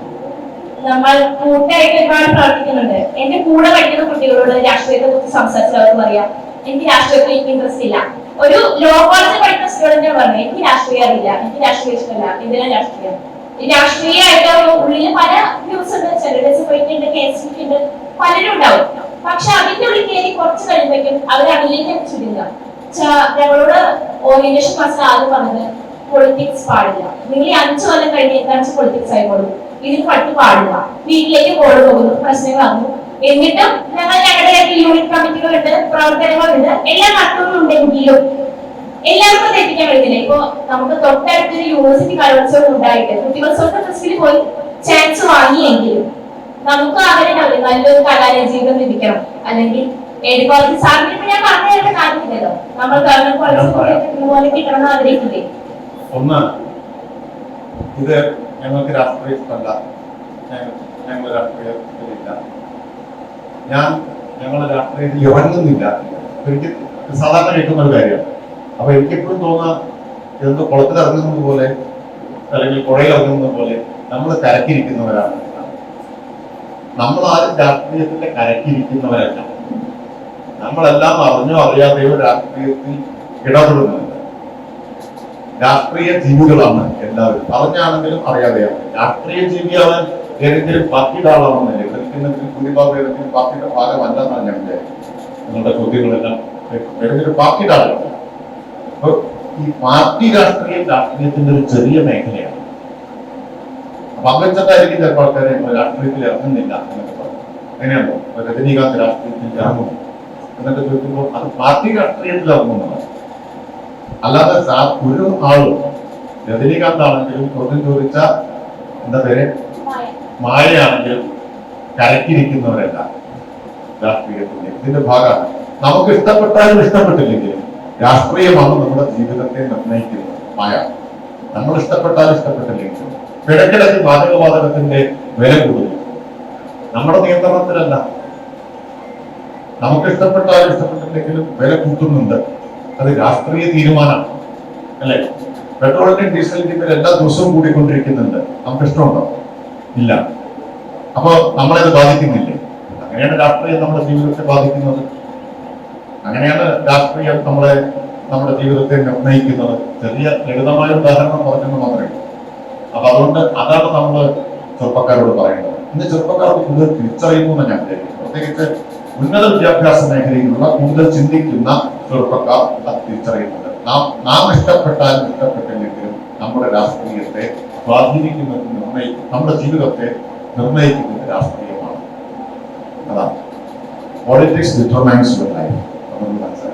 അപ്പോ അതാണ് ഒന്ന്. രണ്ട്, സുന്ദരമായ കലാലയ ജീവിതം നേടിത്തരും സ്വയം നേടുന്നതാണ്.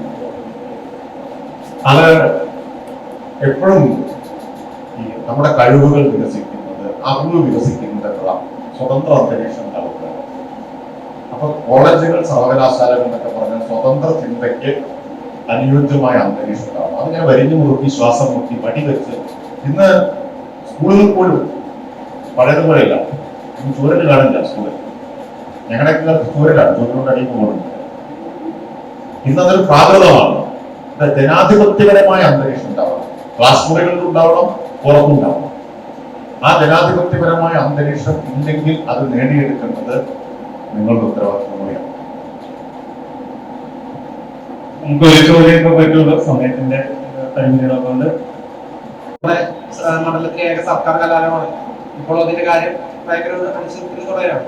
അപ്പൊ എനിക്ക് ചോദിക്കേണ്ടതെന്ന് വെച്ചാൽ, ഇപ്പൊ ടെക്നിക്കൽ എഡ്യൂക്കേഷൻ ഏത് കാലത്തും സാധ്യതയിലേറെയുള്ള ഒരു മേഖലയാണ്. നമ്മുടെ മണ്ഡലത്തിനകത്ത് കൃത്യമായിട്ടുള്ള ഒരു IIT-കളോ അത് ITI-കളോ പോളിടെക്നിക്കുകളോ ഒന്നും തന്നെ പ്രൈവറ്റ് ആണെങ്കിൽ കൂടിയില്ല. നമ്മുടെ ഈ മണ്ഡലത്തിനകത്ത് വിദ്യാർത്ഥികൾ മറ്റു ജില്ലകൾക്കകത്ത് മലപ്പുറം ITI ആയാലും തിരൂർ പോളി ആയാലും വളരെ തന്നെയാണ് ആശ്രയിക്കുന്നത്. തൃത്താല മണ്ഡലത്തിനകത്ത് അങ്ങനെ ഒരു ഗവൺമെന്റ് ITI-യോ പോളിടെക്നിക് വരികയാണെങ്കിൽ നമ്മുടെ മണ്ഡലത്തോട് ചേർന്ന് നിൽക്കുന്ന തൃശ്ശൂർ ജില്ലയായാലും മലപ്പുറം ജില്ലയിലെ വിദ്യാർത്ഥികൾക്ക് ഏറെ സൗകര്യപ്രദമായിട്ടുള്ള ഒരു കാര്യമാണ്. ഒരു ജനപ്രതിനിധിയായിട്ട് തിരഞ്ഞെടുക്കപ്പെടുകയാണ്. അങ്ങനെയുള്ള രീതിയിൽ ഒരു പ്രവർത്തനം അതിന് വേണ്ടിയിട്ട് 1 ഏക്കർ 80 സെന്റ് സ്ഥലം നാഗലശ്ശേരി പഞ്ചായത്ത് 10 വർഷം മുമ്പ് കൊടുത്തതാണ്. ഒരു തറക്കല്ല് പോലും ഈ ഒരു 10 ദശകത്തിനിടയിൽ ഇടാനായിട്ടില്ല. അപ്പൊ സ്ഥലം കൊടുത്തിട്ടുണ്ട്, സംഭാവനയായിട്ട് കൊടുത്തിട്ടുണ്ട്. അവിടെ തീർച്ചയായിട്ടും ഒരു സ്ഥാപനം ഉയർന്നു വരും എന്ന് ഞാൻ ഉറപ്പുണ്ട്. കട്ടിൽമാടത്തിൽ ഓൺലൈനായിട്ട് ചെയ്യുന്നത്. അതുപോലെ തന്നെ യുവാക്കളുടെ സ്റ്റാർട്ടപ്പിന് വേണ്ടിയിട്ട് മണ്ഡലത്തിൽ അതുകൊണ്ട് പ്രോത്സാഹനം നൽകുന്ന രീതിയിലെങ്കിലും കഴിഞ്ഞ 5 വർഷം സ്റ്റാർട്ടപ്പുകളുടെ കാര്യത്തിൽ വലിയ പുരോഗതി കേരളത്തിലുണ്ടായി. നമ്പർ വൈസ് നോക്കിയിട്ടെന്ന് നമുക്ക് കാണാൻ പറ്റും. 3 ഇരട്ടി, അതിന് മുമ്പത്തെ 5 വർഷവുമായി താരതമ്യം ചെയ്താൽ 3 ഇരട്ടി സ്റ്റാർട്ടപ്പുകൾ കൂടുതലായിരുന്നു. ഏത് കാലത്തും നോക്കണം, ഡിമോണിറ്റൈസേഷനും ഒക്കെ നടപ്പാക്കപ്പെട്ട റിസഷൻ, എക്കണോമിക് റിസഷനിലൂടെ നമ്മൾ കടന്നുപോയിക്കൊണ്ടിരിക്കുന്ന GDP 24% ഇടിഞ്ഞ പാൻഡമിക് നമ്മുടെ എക്കോണമിയെ ഭയങ്കര ഡിസ്റപ്റ്റ് ചെയ്ത ഒരു കാലത്ത് പോലും കേരളത്തിൽ സ്റ്റാർട്ടപ്പുകളുടെ എണ്ണം കൂടി എന്നത് വളരെ വലിയൊരു നേട്ടമാണ്. നമ്മുടെ മീഡിയയ്ക്കൊന്നും വാർത്തയല്ല എന്ന് പറഞ്ഞാൽ എന്തുകൊണ്ടാണെന്ന് എനിക്കറിയില്ല. അതൊന്നും അവർക്ക് വാർത്തയല്ല. അപ്പൊ തീർച്ചയായിട്ടും സ്റ്റാർട്ടപ്പുകളെ പ്രോത്സാഹിപ്പിക്കുക എന്നത് LDF സർക്കാർ നയപരമായി തന്നെ അംഗീകരിച്ചിട്ടുള്ള കാര്യമാണ്. അതിന്റെ ഗുണം തൃത്താലയിലും ഉണ്ടാവും. വഴിയോരത്തൊക്കെ റീസെന്റ് ആയിട്ട് കാണുന്ന ട്രെൻഡാണ് ഓട്ടോയിൽ പച്ചക്കറിയും ഫ്രൂട്ട്സും ഇതൊക്കെ. ഇത് പൈനാപ്പിൾ പോലെയുള്ളൂ, 4 കിലോ 100 രൂപ. ഈ 4 കിലോ 100 രൂപയ്ക്ക് അയാൾ കിട്ടുന്ന സമയത്ത് ഒരു ഫാർമറിന് 1 കിലോ എത്ര രൂപയ്ക്കാണ് ഫാർമറിന് കിട്ടണം എന്നൊരു ചോദ്യമാണ്. നമ്മൾ പലതും ആലോചിക്കും. 4 കിലോ കിട്ടുമ്പോൾ നമ്മൾ വാങ്ങിച്ചു പോകണം. അപ്പോൾ ഫാർമറിന്റെ ഈ ഇത് മെച്ചപ്പെടുത്താൻ വേണ്ടിയിട്ട് ഗവൺമെന്റ് എന്ത് ചെയ്യുന്നു? പിന്നെ അഗ്രികൾച്ചർ എന്നുള്ളത് അത് എഡ്യൂക്കേഷൻ എന്നുള്ള രീതിയിൽ നമ്മുടെ സിലബസിൽ കൊണ്ടുവരാൻ കഴിയുമോ? അതൊരു ചോദ്യമാണ്. വേറൊരു ചോദ്യം എന്ന് പറഞ്ഞു കഴിഞ്ഞാൽ, ഇന്ന് ഞാനിപ്പോൾ ഒരു അഗ്രി സെമിനാർ അറ്റൻഡ് ചെയ്തപ്പോൾ നമ്മുടെ പട്ടാമ്പി റിസർച്ച് സ്റ്റേഷൻ, അവിടെ ആർക്കും എൻ്റെ പ്രായത്തിലുള്ള ഞാൻ മാത്രമേ ഉണ്ടായിരുന്നു, വേറൊരാൾ ഞാൻ അവിടെ ഉണ്ടായിരുന്നു. അത് എന്തുകൊണ്ടാണെന്ന് എനിക്കറിയില്ല. അതിന് വേണ്ടിയിട്ട് ഞങ്ങളെ പോലുള്ള തലമുറയെ മുന്നോട്ട് കൊണ്ടുവരാൻ എന്താ ചെയ്യുക? അതുപോലെ അൺകൾട്ടിവളായ കുറെ ഏരിയ ഉണ്ട് നമ്മുടെ ഈ സർക്കാരായിക്കോട്ടെ കേരളത്തിലായിക്കോട്ടെ മൊത്തത്തിൽ. അത് കൃഷിയോഗ്യമായിട്ട് കൺവേർട്ട് ചെയ്യാൻ എന്തൊക്കെ ചെയ്യാൻ പറ്റും എന്നാണ് എൻ്റെ ചോദ്യം. പ്രചോദനം നൽകുന്ന ചോദ്യമല്ല, കാഴ്ചപ്പാടുകളാണ് ചോദിച്ചത്.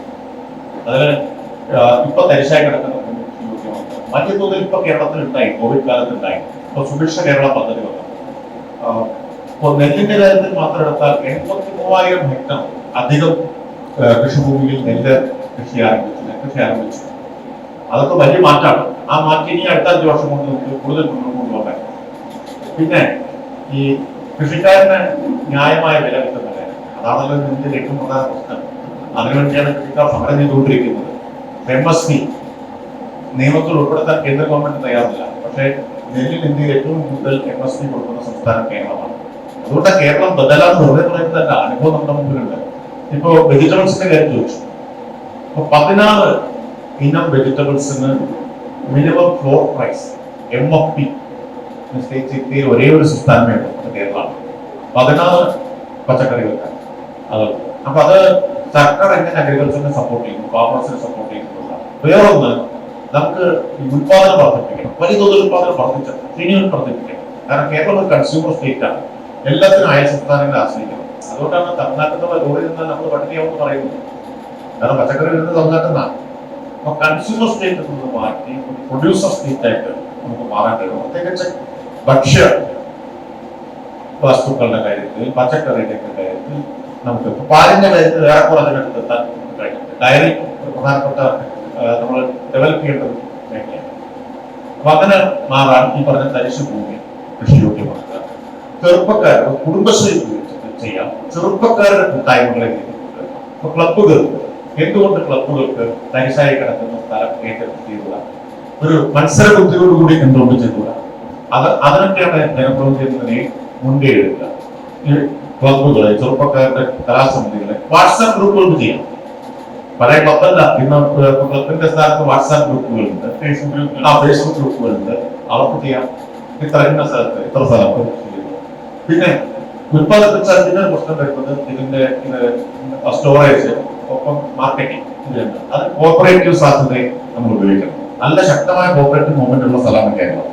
അപ്പോൾ അഗ്രികൾച്ചർ മാർക്കറ്റിങ്ങിന് എങ്ങനെ സഹകരണ മേഖലയുടെ നെറ്റ്വർക്കിൽ ഉപയോഗിക്കാം, സംസ്കരണം അപ്പൊ പ്രശ്നമായിട്ട് വാല്യൂ ആഡഡ് ആയിട്ട് മാറ്റേണ്ടി വരും. ഇപ്പൊ ചക്ക വലിയ സാധ്യതകളുള്ളതാണ്. ഇങ്ങനെ ധാരാളം ആശയങ്ങൾ വേണം. ഇപ്പൊ വളരെ കുറച്ച് സമയം നമ്മൾ സംസാരിച്ചപ്പോൾ തന്നെ എന്തെല്ലാം പുതിയ ആശയങ്ങൾ ഉണ്ടായി. എപ്പോഴും ആളുകളുമായിട്ട് സംസാരിക്കുമ്പോഴാണ് പുതിയ ആശയങ്ങൾ മേഖലയിലുള്ള കാര്യം തന്നെയാണ്. നമുക്കറിയാം, ഒരു മാൻഹോൾ ദുരന്തത്തിന്റെ ഭാഗമായിട്ട് നൗഷാദ് എന്ന് പറയുന്ന ഒരു ജീവൻ വരുന്നതിന്റെ ശേഷം നമ്മുടെ സർക്കാരിന്റെ സ്റ്റാഫ് മിഷനുമായി ബന്ധപ്പെട്ടിട്ട് മാൻഹോൾ ക്ലീൻ ചെയ്യുന്ന റോബോട്ട്സ് ഉണ്ടാക്കി. അതുണ്ടാക്കിയിട്ടുള്ള ആ ടീം എന്ന് പറയുന്നത് തൃത്താല മണ്ഡലത്തിലുള്ള സ്റ്റുഡൻസ് ആണ്. അവർ പഠിച്ചിട്ടുണ്ടായിരുന്നത് ഈ MBS കോളേജിലൊക്കെ ആയിട്ടാണ് പഠിച്ച ടീമും കാര്യങ്ങളൊക്കെ ഉണ്ടായി. അത്തരത്തിലുള്ള ഒരുപാട് നല്ല കഴിവുള്ള ആളുകളെ വാർത്തെടുക്കാൻ പ്രാപ്തിയുള്ള ഈ പ്രദേശത്ത് ഒരു ഗവൺമെന്റ് ITI വന്നതുപോലും നടപ്പിലാക്കാൻ പറ്റാത്ത സിറ്റുവേഷൻ നിലവിലുണ്ട്. അപ്പൊ ഞാൻ പട്ടിത്തറ പഞ്ചായത്ത് സ്വദേശിയാണ്. അപ്പൊ എനിക്ക് കൃത്യമായിട്ട് അറിയാം, ഗോകുല സ്കൂളും അതുപോലെ തന്നെ പട്ടിത്തറ സ്കൂളും അതുപോലെ തന്നെ എന്റെ വീടിന്റെ തൊട്ടപ്പുറത്താണ് നിലവിൽ ജനപ്രതിനിധിയുണ്ട്. ആ റോഡൊക്കെ അവസ്ഥ കൃത്യമായിട്ട് അറിയാം. വർഷങ്ങളായിട്ട് ഇലക്ഷന്റെ മുന്നായിട്ട് ഒരു സർവേ നടക്കുന്നതല്ലാതെ ആ പദ്ധതി നടപ്പിലാക്കാൻ പറ്റിയ കാരണം ഉണ്ടായിട്ടില്ല. അപ്പോ നിലവിൽ പറഞ്ഞ വാക്കിന് വരെയുള്ള സർക്കാരിന്റെ പ്രതിനിധി എന്നുള്ള നിലയ്ക്കാണ് സർക്കാരോട് ചോദിക്കുന്നത്. ഈ ടെക്നിക്കൽ എഡ്യൂക്കേഷൻ മേഖലയിൽ തൃത്താല മണ്ഡലത്തിനകത്ത് എന്തൊക്കെ കാര്യങ്ങൾ കൊണ്ടുവരാൻ കഴിയും? പ്രൊഫഷണൽ മേഖല ഏതെന്നാണ് ശരി. നിലവിൽ ഒരു ശ്രീപതി സ്വാശ്രയമായിട്ടുള്ള സാധനം മാത്രമേ ഉള്ളൂ. ടെക്നിക്കൽ എഡ്യൂക്കേഷൻ മേഖലയിൽ കൊണ്ടുവരാൻ കാര്യം എന്തായിരിക്കും? പിന്നെ രണ്ടാമത്തെ ഒരു കാര്യം, ഇവിടെ ഈ പട്ടാമ്പി താലൂക്കിലെങ്കിലും ഒരു ബ്ലഡ് ബാങ്ക് കൊണ്ടുവരാനുള്ള ശ്രമം ഉണ്ടാകുമെന്നുള്ളതാണ്. സാധ്യത എനിക്ക് ഇപ്പൊ പറയാൻ പറ്റില്ല. കാരണം നമുക്ക് അങ്ങനെ ആശുപത്രി ഇല്ല. താലൂക്ക് തീർച്ചയായും പട്ടാമ്പി താലൂക്ക് ആശുപത്രിയിൽ മണ്ണാർക്കാട്ട് ഞാൻ പറഞ്ഞു MP ആയിരിക്കെ ആരംഭിച്ചത്. അത് MP ഫണ്ട് മാത്രമല്ല, CSR ഫണ്ട് കൂടി മൊബിലൈസ് ചെയ്തിട്ടാണ്. ഇപ്പോൾ ഷൊർണൂരിലെ dialysis centre CSR fund, public sector യൂണിറ്റുകളുടെ CSR ഫണ്ട് മൊബിലൈസ് ചെയ്തിട്ടാണ് അത് ചെയ്തത്. അങ്ങനെയുള്ള സാധ്യതകളുണ്ട്. നമ്മൾ നന്നായി ഹോംവർക്ക് ചെയ്താൽ കുറെ കാര്യങ്ങൾ ചെയ്യാൻ പറ്റും. ഞാൻ ഒരു കാര്യം ഞാൻ ജനങ്ങളോട് ഉറപ്പ് പറഞ്ഞിട്ടുണ്ട്, എന്റെ ശ്രദ്ധ അതിൽ മാത്രമായി. ഈ പറയുന്ന കാര്യങ്ങൾ യാഥാർത്ഥ്യമാക്കാൻ വേണ്ടി ഹോംവർക്ക് ചെയ്യുക, അത് മനസ്സിരുത്തി പഠിച്ച് പ്രാവർത്തികമാക്കാൻ ശ്രമിക്കുക. അല്ലാതെ വഴിയിൽ പോകുന്ന വിവാദങ്ങളിൽ ഉണ്ടാവും, അതിന് സമയം കളയാനില്ല എന്ന് നിശ്ചയിച്ചിട്ടുണ്ട്. അടുത്തതായി നമുക്ക് പാരന്റിന്റെ 10 കൊല്ലം നടക്കാതെ ഞാൻ പറഞ്ഞു നമ്മള് ആ കാര്യം വിടുക. Let's forget it. We are going to begin a new chapter. എന്റെ ശ്രീനിധിയുടെ അമ്മയായിട്ട് വന്നാണ് ഇത്രയും സംസാരിച്ച് കേട്ടപ്പോൾ എന്റെ മനസ്സിൽ ഒരു ചോദ്യം ഉയർന്നു. ഇതിൽ ഒരു കുട്ടി പോലും ചോദിക്കാത്തൊരു ചോദ്യമാണ്. അപ്പോൾ അത് അസ്ഥാനത്താവും അറിയില്ല, പക്ഷെ എന്നെ സംബന്ധിച്ചിടത്തോളം അത് വളരെ ഇമ്പോർട്ടൻ്റ് ആണ്. ഇപ്പൊ കേരളമല്ല, ഈ ലോകം തന്നെ വളരെയധികം ഭീഷണി ആരോഗ്യരംഗത്ത് നേരിട്ടുകൊണ്ടിരിക്കുകയാണ്. കൊറോണ എന്ന് പറഞ്ഞ വൈറസ് വളരെയധികം സ്പ്രെഡ് ആയിക്കൊണ്ടിരിക്കുകയാണ്. നമ്മളതിനെ ചെറുക്കാൻ ഒരുപാട് നടത്തുന്നുണ്ട്. അപ്പൊ നമുക്ക് അതിനുള്ള പ്രതിരോധ സംവിധാനം ഗവൺമെന്റ് ഓൾറെഡി ആരംഭിച്ചു കഴിഞ്ഞു. കോവിഷീൽഡ്, കോവാക്സിൻ, അങ്ങനെ ഒരുപാട് സംരംഭങ്ങൾ. ഇതൊന്നുമല്ല എന്റെ ചോദ്യം. ആരോഗ്യ രംഗത്ത് 2018 ഡിസംബർ 30 പൊന്നാനിയിലെ മാതൃ ശിശു സംരക്ഷണ ഹോസ്പിറ്റല് സഖാവ് പിണറായി വിജയൻ, നമ്മുടെ മുഖ്യമന്ത്രി പിണറായി വിജയൻ ഉദ്ഘാടനം ചെയ്തു. വളരെയധികം സൗകര്യങ്ങളുള്ള ഒരു ഹോസ്പിറ്റലാണ്. ശരിക്കും നമുക്ക് നെറ്റിലൊക്കെ നോക്കിയാൽ ടൂറിസ്റ്റ് സ്പോട്ട് പോലെയാണ്. അവിടെ ഒരുപാട് ആൾക്കാർ വിസിറ്റ് ചെയ്യാൻ വരുന്നത്. ഇല്ല. അപ്പോ എന്താണ് എന്റെ ചോദ്യം എന്ന് വെച്ചാൽ, നമ്മുടെ ഈ തൃത്താല മണ്ഡലത്തില്, തൃത്താല പൊതുവെ നമ്മുടെ ഈ നാട്ടില്, ഉൾനാടുകളില് ഒരു എന്തെങ്കിലും ഒരു ഫർദർ ട്രീറ്റ്മെന്റിന് പോകണം എന്നുണ്ടെങ്കിൽ സ്വകാര്യ ആശുപത്രികളെ ആശ്രയിക്കേണ്ട ഒരു സ്ഥിതിയാണ്. നല്ല ഹോസ്പിറ്റലുകൾ ഉണ്ട്, ഗവൺമെന്റ് ഹോസ്പിറ്റല്, പക്ഷേ ഫർദർ സ്കാനിങ് അല്ലെങ്കിൽ ഒരു ഓപ്പറേഷൻ അങ്ങനെയൊക്കെ വരുമ്പോൾ നമുക്ക് സ്വാഭാവികമായിട്ടും ഒരു പ്രൈവറ്റ് ഹോസ്പിറ്റലിനെ നമ്മൾ ഡിപ്പെൻഡ് ചെയ്യണം. അത് സാധാരണക്കാരനെ സംബന്ധിച്ചിടത്തോളം ഇൻഷുറൻസ് അല്ലെങ്കിൽ മെഡിക്ലെയിം ഒന്നും ഇല്ലാത്ത ഒരാളാണെങ്കിൽ പറയേണ്ട, അതോടെ കുടുംബം വഴിയാധാരം പോകുന്നൊരവസ്ഥയാണ്. അപ്പോ ആ ഒരു അവസ്ഥ ദൂരീകരിക്കാൻ താങ്കളെ പോലെ കഴിവുറ്റ ഒരു നേതാവിന് ഈ ആരോഗ്യ രംഗത്ത് പൊന്നാനി മണ്ഡലം ആരോഗ്യ രംഗത്ത് 2019 എന്റെ ഓർമ്മ ശരിയാണെങ്കിൽ 2019 കായകൽപ്പ് പുരസ്കാരം ലഭിച്ചിട്ടുണ്ട് ആ ഹോസ്പിറ്റലിന്, ഏറ്റവും നല്ല ആരോഗ്യ രംഗത്തുള്ളതിന്. അപ്പൊ അതുപോലെ ഒരു സംരംഭം നമ്മുടെ നാട്ടില് തൃത്താല നമ്മുടെ നാട്ടില് സാറിനെ കൊണ്ട് എന്താണ് സാറിന് ചെയ്യാൻ കഴിയുക? സാറിന്റെ ഉദ്ദേശം, പദ്ധതികള്? ഞാൻ ഡിഫൻസ് ഓഫീസറാണ്, ഞാൻ റിട്ടയർഡ് ആണ്, കമാൻഡന്റ്. അതെ. അപ്പൊ സാറിന് സാധാരണക്കാരൊക്കെ സാറിന് ചെയ്യാം. ആരോഗ്യ രംഗത്ത് തൃത്താലയിൽ ഇപ്പോ ഈ ഫാമിലി എന്താ പറയാ ഹെൽത്ത് സെന്ററുകൾ, കുടുംബാരോഗ്യ കേന്ദ്രങ്ങൾ, അതുപോലെ പ്രൈമറി ഹെൽത്ത് സെന്ററുകളൊക്കെയാണ്. അതെല്ലാം ഫാമിലി ഹെൽത്ത് സെന്ററുകളായിട്ട് മാറി. അതാണ് ഇപ്പോൾ ഉള്ളത്. അവിടെ എത്രത്തോളം സൗകര്യം നമുക്ക് ഏർപ്പെടുത്താൻ കഴിയുമെന്നുള്ളത്, അത് ഏർപ്പെടുത്താവുന്നതിന്റെ പരമാവധി സൗകര്യം മാതൃകാ കുടുംബാരോഗ്യ കേന്ദ്രങ്ങളാക്കിയിട്ട് മാറ്റണം. ഇപ്പോ ഉള്ള കുടുംബാരോഗ്യ കേന്ദ്രങ്ങളെ നമുക്കൊരു താലൂക്ക് ആശുപത്രി ഇവിടെ ഇല്ല, കാരണം അതുള്ളത് പട്ടാമ്പിയില്ല, ഇവിടെ ഇല്ല. അപ്പോ അതുകൊണ്ട് ചില പരിമിതികൾ താലൂക്ക് ആശുപത്രിയിൽ ചെയ്യാവുന്നത് പോലെ ഏർപ്പെടുത്താവുന്ന സൗകര്യം ഈ കുടുംബാരോഗ്യ കേന്ദ്രങ്ങളിൽ നമുക്ക് ഏർപ്പെടുത്താൻ പറ്റും. രണ്ട് പർപ്പസ് രണ്ടാണ്. ഇപ്പോൾ MP ആയിട്ട് നമ്മളൊരു സൗകര്യം എന്താണെന്ന് വെച്ചാൽ ജില്ലാ ആശുപത്രി, അവിടെ കുട്ടികളുടെ അന്ധത ചികിത്സയ്ക്കുള്ള ഏറ്റവും ആധുനികമായ സംവിധാനം റോട്ടറി ക്ലബിന്റെ കുറിച്ചായിരുന്നു. എറണാകുളം റോട്ടറി ക്ലബിന്റെ അതിന്റെ പ്രസിഡന്റ് എന്റെ സുഹൃത്തായതുകൊണ്ട് അവരുടെ ഫണ്ട് കൂടി മൊബിലൈസ് ചെയ്ത് MP ഫണ്ട് കൊടുത്തിട്ടാണ് ചെയ്തത്. മണ്ണാർക്കാട് താലൂക്ക് ഹോസ്പിറ്റലുണ്ട്, അവിടെയാണ് മറ്റേ ബ്ലഡ് ബാങ്ക് ആരംഭിച്ചത്. ഒറ്റപ്പാലത്ത് താലൂക്ക് ഹോസ്പിറ്റൽ ഉണ്ട്, അവിടെയാണ് ഡയാലിസിസ് സെന്റർ, അതുപോലെ കേരളത്തിൽ ആദ്യത്തെ ഡേ കെയർ കീമോതെറാപ്പി സെന്റർ ആരംഭിച്ചത്. ക്യാൻസർ രോഗികൾക്ക് കീമോയ്ക്ക് വേണ്ടി മാത്രം RCCയിലോ മറ്റോ പോകേണ്ട സ്ഥിതി ഒഴിവാക്കുന്നു. ഷൊർണൂരിൽ നമ്മൾ ഡയാലിസിസ് സെന്റർ ആരംഭിച്ചു. അതുപോലൊരു ഞാൻ വാഗ്ദാനം ഇപ്പൊ നൽകാത്തത്, പറയുന്ന കാര്യം പാലിക്കണം എന്നുള്ളതുണ്ട്. നമുക്ക് ഇപ്പൊ നിങ്ങളുടെ കയ്യിലേക്ക് വേണ്ടിയാണെങ്കിൽ പറയാം, പക്ഷെ നാളെ ഇത് എന്നെ അലട്ടും എങ്ങനെ നടപ്പാക്കുന്നത്. അപ്പൊ ഇപ്പൊ ഞാൻ ഈ വാഗ്ദാനം നിങ്ങൾക്ക് നൽകും. എല്ലാ ഫാമിലി ഹെൽത്ത് സെന്റർ കുടുംബാരോഗ്യ കേന്ദ്രങ്ങളെയും മാതൃകാ കുടുംബാരോഗ്യ കേന്ദ്രങ്ങളാക്കി മാറ്റും എന്നാണ്.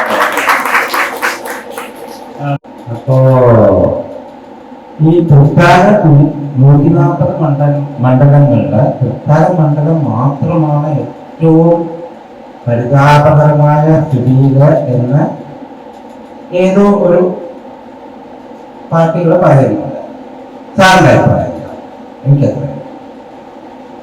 ഞാനിപ്പോ ജഡ്ജ് ചെയ്യാനൊന്നും ഇപ്പം മുതിരുന്നില്ല. പക്ഷെ തൃത്താലയിൽ ഒരുപാട് ഇപ്പോ ഞാനൊരു പഠനം നടത്തിയിട്ടില്ല ഏറ്റവും പിന്നിൽ ഏതാണെന്ന്. അപ്പോ അതല്ലാതെ നടക്കുന്നൊരു സ്റ്റേറ്റ്മെന്റ് ആയിരിക്കും. പക്ഷെ ഒരു കാര്യത്തിനും ശരി, തൃത്താലയിൽ ഒട്ടേറെ പ്രശ്നങ്ങൾ പരിഹരിക്കാൻ ബാക്കിയുണ്ട്. അതാണ് നേരത്തെ എന്നോട് ചോദിച്ചത്, ജനങ്ങൾക്ക് വേണ്ടി എന്തും ചെയ്യും എന്ന് ചോദിച്ചു. പരിഹരിക്കപ്പെടാതെ കിടക്കുന്ന എല്ലാ പ്രശ്നങ്ങളും സമയബന്ധിതമായി പരിഹരിക്കാനുള്ള ശ്രമം ഉണ്ടാവും. ഒന്നാമത്തെ കാര്യം ഞാൻ ആവർത്തിക്കുന്നു, തുടങ്ങിയത് തന്നെ ആവർത്തിക്കുന്നു, എല്ലാവർക്കും കുടിവെള്ളമാണ് ഒന്നാമത്. വെള്ളം കൊടുത്തിട്ട് വേണ്ട ബാക്കി കാര്യം. ഒന്ന് UPA ആണ്, 2 NDA ആ സമയത്താണ് IIT പാലക്കാട് ആരംഭിച്ചത്. ആ സമയത്താണ് നാട്ടുകൾ കാണാവ് ഹൈവേ ഞാൻ പൂർത്തിയാക്കട്ടെ പറയാം. നാട്ടുകൾ കാണാവ് ഹൈവേ പൂർത്തിയാക്കിയത്. അതുപോലുള്ള ധാരാളം CRF കൊണ്ടുവന്നത്. അപ്പോൾ ജനപ്രതിനിധിയുടെ ഉത്തരവാദിത്വം ഇത്തരത്തിലുള്ള സർക്കാർ പദ്ധതികൾ കൊണ്ടുവരിക എന്നതാണ്. ഇപ്പൊ രമേശ് ചെന്നിത്തല കേരളത്തിലെ പ്രതിപക്ഷ നേതാവാണ്. രാഷ്ട്രീയമായിട്ട് ഗവൺമെന്റിനെ ഏറ്റവും കൂടുതൽ ആക്രമിച്ചുകൊണ്ടിരിക്കുന്ന ആളാണ്. അദ്ദേഹത്തിന്റെ മണ്ഡലത്തിൽ 600 കോടി രൂപയുടെ പദ്ധതികൾ നടപ്പാക്കി എന്നാണ് ഞാൻ പറഞ്ഞത്. 600 കോടി രൂപയുടെ. അപ്പോ അദ്ദേഹം രാഷ്ട്രീയമായിട്ട് ആക്രമിക്കുന്നുണ്ട് ഗവൺമെന്റിനെ. സ്വന്തം മണ്ഡലത്തിലെ കാര്യം നോക്കിയിട്ടുണ്ട്. കിഫ്ബി വേണ്ടെന്ന് അദ്ദേഹം പറഞ്ഞിട്ടില്ല. രാഷ്ട്രീയമായിട്ട് സർക്കാരിനെതിരായിട്ട് നിൽക്കുമ്പോൾ തന്നെ കിഫ്ബിയുടെ പ്രയോജനം പരമാവധി സ്വന്തം മണ്ഡലത്തിൽ ഉറപ്പാക്കാൻ അദ്ദേഹം ശ്രമിച്ചു. തിരുവഞ്ചൂർ രാധാകൃഷ്ണൻ മുതിർന്ന കോൺഗ്രസ് നേതാവാണ്. അദ്ദേഹം സ്വന്തം മണ്ഡലത്തിൽ ധാരാളം കിഫ്ബി പദ്ധതികൾ നടപ്പാക്കി, അതിന് മുൻകൈയെടുത്തു. ഉമ്മൻചാണ്ടി മുതിർന്ന കോൺഗ്രസ് നേതാവാണ്. പുതുപ്പള്ളിയിൽ കിഫ്ബി അദ്ദേഹം തീർത്തു. പുതുപ്പള്ളിയിൽ കിഫ്ബി വേണ്ടാന്ന് അദ്ദേഹം പറഞ്ഞിട്ടില്ല, നടപ്പാക്കിയിട്ടുണ്ട്. അപ്പോ നമ്മുടെ ജനങ്ങള് നമ്മുടെ രാഷ്ട്രീയ അഭിപ്രായത്തിൽ നിരക്കാത്തതൊന്നും അല്ലെങ്കിൽ രാഷ്ട്രീയമായിട്ട് നമ്മുടെ കാര്യത്തിൽ എത്തുന്നൊന്നും അത് ഇവിടെ വേണ്ടെന്ന് പറഞ്ഞാൽ അതിന് വില കൊടുക്കേണ്ടി വലിയ ജനമാണ്. അങ്ങനെ പറഞ്ഞിരുന്നെങ്കിൽ പാലക്കാട് ആയിട്ടുണ്ടാവുമായിരുന്നില്ല. ഞാൻ അവിടെ തോന്നുന്നത് എനിക്ക് ചോദിക്കാനുള്ളത്, തൃത്താല MLA ആയി ശ്രീമാൻ രാജേഷ് തിരഞ്ഞെടുക്കപ്പെട്ട ഒരു കോൺസ്റ്റിറ്റ്യുവൻസിയുടെ സമഗ്ര വികസനത്തിനായി പല പദ്ധതികൾ നമ്മൾ വിഭാവന ചെയ്യേണ്ടതുണ്ടല്ലോ. അത്തരത്തിൽ സമഗ്ര വികസനത്തിന്റെ ഭാഗമെന്നോളം സാംസ്കാരികമായി ഉള്ള ഒരു അന്തരീക്ഷം നിലനിർത്താനും അല്ലെങ്കിൽ അത് വളർത്തിക്കൊണ്ടുവരുവാനും എന്തെങ്കിലും പദ്ധതി വിഭാവന ചെയ്തിട്ടുണ്ടോ? ഇനി അങ്ങനെ ഒന്നുണ്ടെങ്കിൽ അതൊന്ന് വിശദീകരിക്കാം. കഴിഞ്ഞതാണ് അത്. പക്ഷേ അന്തിമമോ പൂർണ്ണമോ അല്ല. എന്റെ ഒരു കാഴ്ചപ്പാട് നമ്മളെല്ലാം കൂടി ചേർത്ത് അതിനെ പൂർണ്ണമാക്കും. പിന്നെ അതിൽ വരുന്ന കുറവുകൾ നമ്മൾ കൂടുതൽ വികസിപ്പിക്കും. അങ്ങനെ എനിക്ക് തോന്നുന്നു. ഈ ചോദ്യത്തിനോട് പ്രതികരിച്ചുകൊണ്ട് ഞാൻ എന്റെ ഭാഗം അവസാനിപ്പിക്കുകയാണ്. ഇതില് ഇപ്പോ നാടിന്റെ വികസനത്തെ കുറിച്ചുള്ള ആശയങ്ങൾ, കാഴ്ചപ്പാടുകൾ, ജനപ്രതിനിധിയുടെ കാഴ്ചപ്പാട് അന്തിമ വാക്കല്ല. ജനപ്രതിനിധിയുടേത് ഒരു കരടാണ്, ഡ്രാഫ്റ്റാണ് വെക്കുന്നത്. നമ്മൾ ചർച്ച ചെയ്തപ്പോൾ തന്നെ ഒരുപാട് കാര്യങ്ങൾ കൂടുതൽ വ്യക്തത വന്നു, കൂടുതൽ എൻട്രസ് ചെയ്യാൻ പറ്റി കാര്യങ്ങളെ, എന്റെ ധാരണകളെ കൂടുതൽ മെച്ചപ്പെടുത്താൻ പറ്റുന്നതോട് സംസാരിച്ചപ്പോൾ ഞാൻ ഓർക്കാതിരുന്ന പല ആംഗിളുകളും ഉയർന്നു വന്നു. ഇത് നമ്മൾ കൂടുതൽ ജനാധിപത്യപരമായി കൂടുതൽ ആളുകളുമായിട്ട് ചർച്ച ചെയ്യുമ്പോൾ കൂടുതൽ വികസിപ്പിക്കാൻ പറ്റും. അങ്ങനെ നമ്മളെല്ലാം കൂടിയാണ് ഒരു പുതിയ തൃത്താലയെ നിർമ്മിക്കേണ്ടത് എന്നാണ്. ഞങ്ങളുടെ സംഘാടനത്തിന്റെ പദ്ധതികളാണ്. അതില് ഇപ്പോ വെർച്വൽ ക്വസ്റ്റ്യൻസ് അയച്ചവരോട് നമുക്ക് നന്ദി അറിയിക്കണം. ഈ പരിപാടിക്ക് വേണ്ടി നമുക്ക് ഒരുപാട് സഹായങ്ങൾ ചെയ്യുന്ന ഒരുപാട് വ്യക്തികളുണ്ട്. എല്ലാവരുടെയും പേരും ഞാൻ ഓർത്തിട്ട് പോലുമില്ല. അപ്പൊ അവരോട് എല്ലാവരോടുള്ള കൃതജ്ഞത ഞങ്ങൾ അറിയിക്കുകയാണ്. നിങ്ങൾ പലരുടെയും ചോദ്യങ്ങൾ പിക്ക് ചെയ്യാൻ പറ്റിയിട്ടില്ല. അതിൽ നമുക്ക് സജഷൻ ബോക്സിൽ ആ ക്വസ്റ്റ്യൻസ് ഇട്ട് കഴിഞ്ഞാൽ അത് നിങ്ങളെ പേഴ്സണൽ ആയിട്ട് നമ്മൾ അഡ്രസ് ചെയ്യുന്നതാണ്. ആ ചോദ്യങ്ങൾ MP രാജേഷ് എപ്പോഴാണോ ഫ്രീ ആവുന്നത് അപ്പൊ നമ്മൾ ആ ചോദ്യങ്ങളുടെ ആൻസർ നിങ്ങളിലേക്ക് എത്തും. നിങ്ങളുടെ സജഷൻസ് കൃത്യമായി റെസ്പോൺസിബിൾ ആയിട്ട് നമ്മളോട് എത്തിക്കും. ഇനി ഇത് വെറും ഒരു തുടക്കം മാത്രമാണ്.